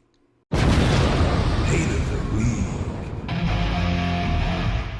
So maybe this is because I have been feeling a bit down and, like, hard to get excited. I've been a little negative lately. But playing hard to get? Well, sure. But today's Hate of the Week is it's a very frivolous complaint, essentially. Okay. So it's just about what has been coined the golden age of television, which we are allegedly currently living in. And that's just the theory that, like, there are so many different ways to watch TV, so many different, like, way more quality networks than there have ever been before. Networks that people used to laugh at are now considered amazing. Like, think of 20 years ago, AMC Network. No one gave a shit about AMC Network. Right. The only time anyone ever watched it was on a Saturday afternoon because they happened to be playing a random movie. And now, like, this has been a long time ago, but you had shows like Breaking Bad on AMC, and there are still huge shows on that network. Walking Dead. Not to mention the proliferation of, like, streaming services like Netflix and Hulu and Amazon, and everybody's getting into their own streaming platforms. You have those smaller cable networks that now have really high quality shows. Networks like Starz that used to only do replays of movies. Now they have their own awesome shows. USA, TBS, like all these places that used to be about syndication now have original content that is very high quality. Yeah. So it's the golden age of television. There is more amazing television than there has ever been before. All right, so tell me why you hate it. Because I can't watch all of it. It's too much. That's kind of the core of it, which, like I said, it's a very frivolous argument. I'm not legit. I mean, like, it does suck, but I'm not legit mad about it. But, like, I can't watch all this shit. It's impossible. It is impossible. So, just for the sake of discussion, I was thinking about this on a little bit of a deeper level, and I do think that there is a bit of a negative to this. Obviously, overall, it's a net positive. More great stuff is, like, never a bad thing. More options is never a bad thing. But one thing that is missing now, because there are so many different things to watch, and because streaming services make it so much easier to watch things at any time you want, that, like, water cooler show doesn't exist as much. Right. There People are don't bits talk and pieces about the shows as much anymore. Like, there are those big cultural touchstones, like everybody watches Game of Thrones. Like, there are those shows that stand out that everybody's watching and talking about the next day. But there are a lot fewer and far between. And there are plenty of shows that kind of slide under the radar, that are amazing, that no one ever talks about because they're all talking about the bigger shows, Right. And so, like, I do think that is a little bit of that missing piece. Like, that was always something, as a person who has a lot of opinions that likes to talk about them, that is something that I miss. Because there are plenty of times where I'm watching a show that I don't have anyone to talk to about it. Because no one else has even fucking heard of this show. And it's not because it's like some little minuscule show that isn't good or whatever. It's because everyone's watching a bunch of other shit. Yeah, and they're all watching at their own pace now, too. Sure. It's not like anyone's watching at the same time anymore, either. Yeah. And again, that is a net positive. Like, I can go back and watch something that aired a couple years ago, like, where 20 years ago, that would be it. I would never be able to watch it unless I wanted to go buy the DVD box set. And now, it's eventually going to come to Netflix, and I can marathon it, and it's going to be amazing. But the opposite's also true, where I have plenty of people, like you, for instance, who watch all these shows that I don't watch that sound awesome, and I want to be able to talk to you about them, but I don't have time. I remember when you were watching Black Sails. Like, Black Sails seems like a fucking cool show. Hell on Wheels seemed like a fucking cool show. Also very good. And again, like, maybe I'll be able to watch those someday, but there's so much stuff to watch, and there's new stuff coming out every single week where it feels like homework at times to try to keep up.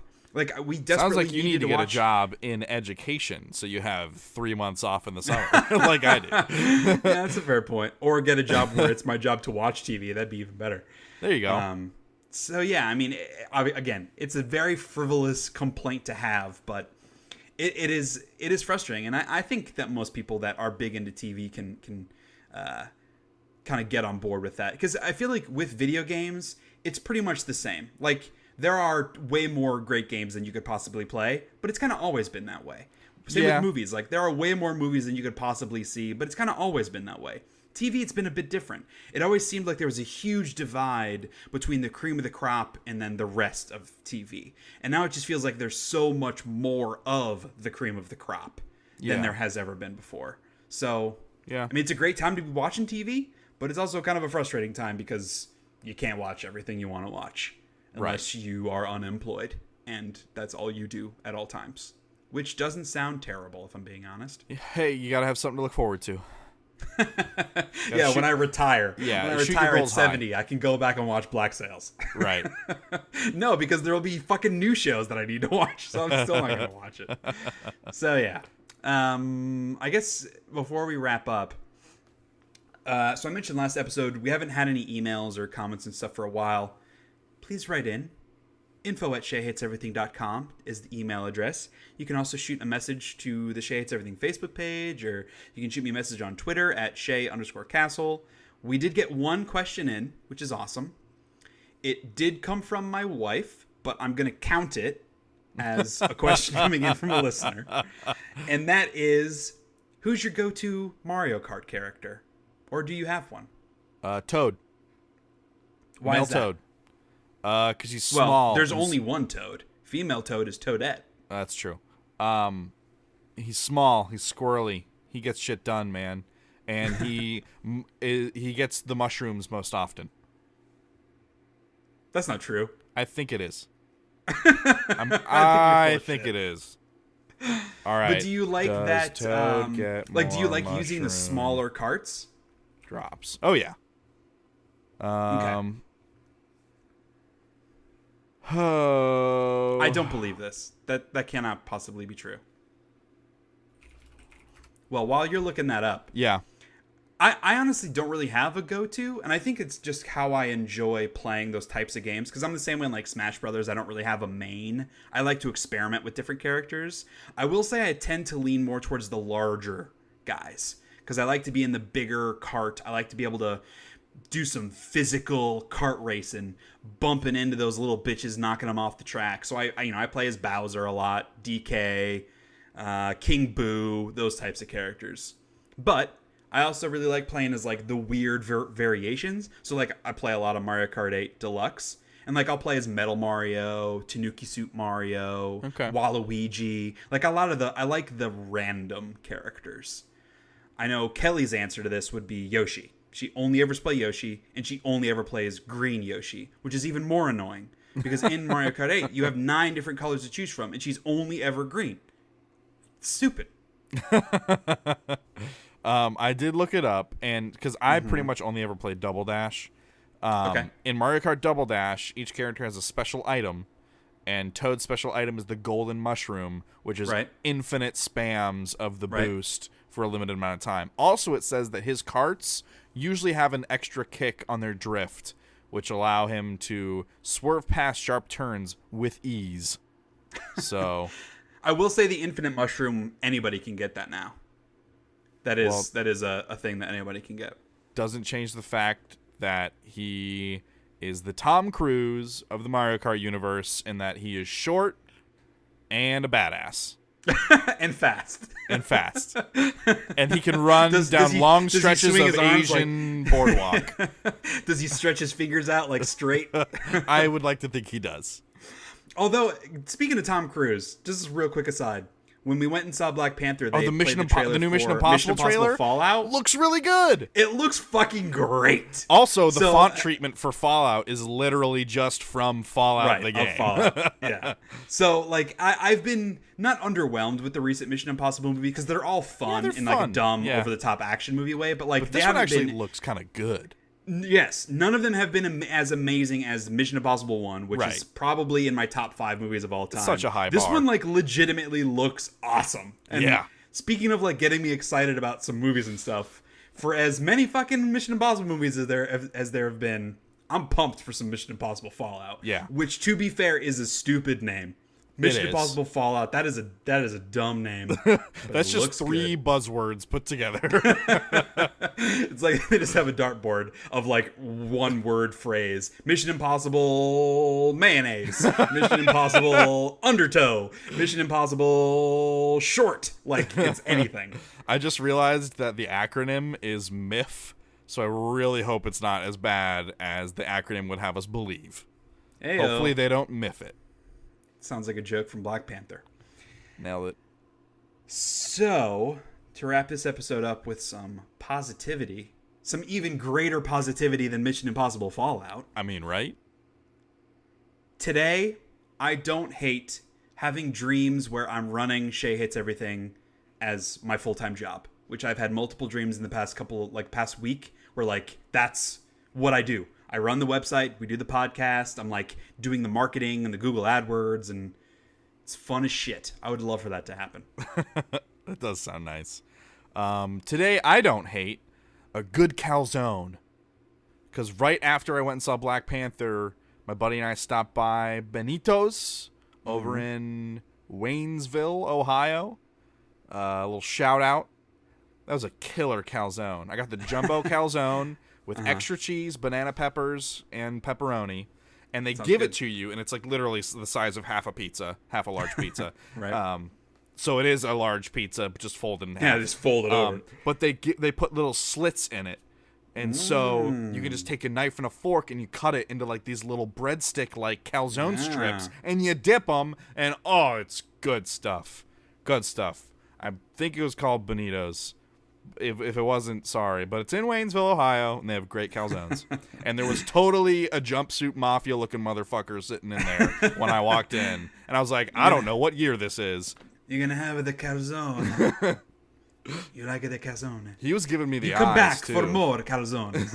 Well, no, it wasn't the guy running the place. It was just a dude in the place. Maybe he was the owner. Well, yeah. Well, no, maybe he's there to meet my buddy somebody. who I went with knows, like, he's met the owner before, and the owner was in the back working. Old gray-haired dude. Just let me have this. It's run by the mob.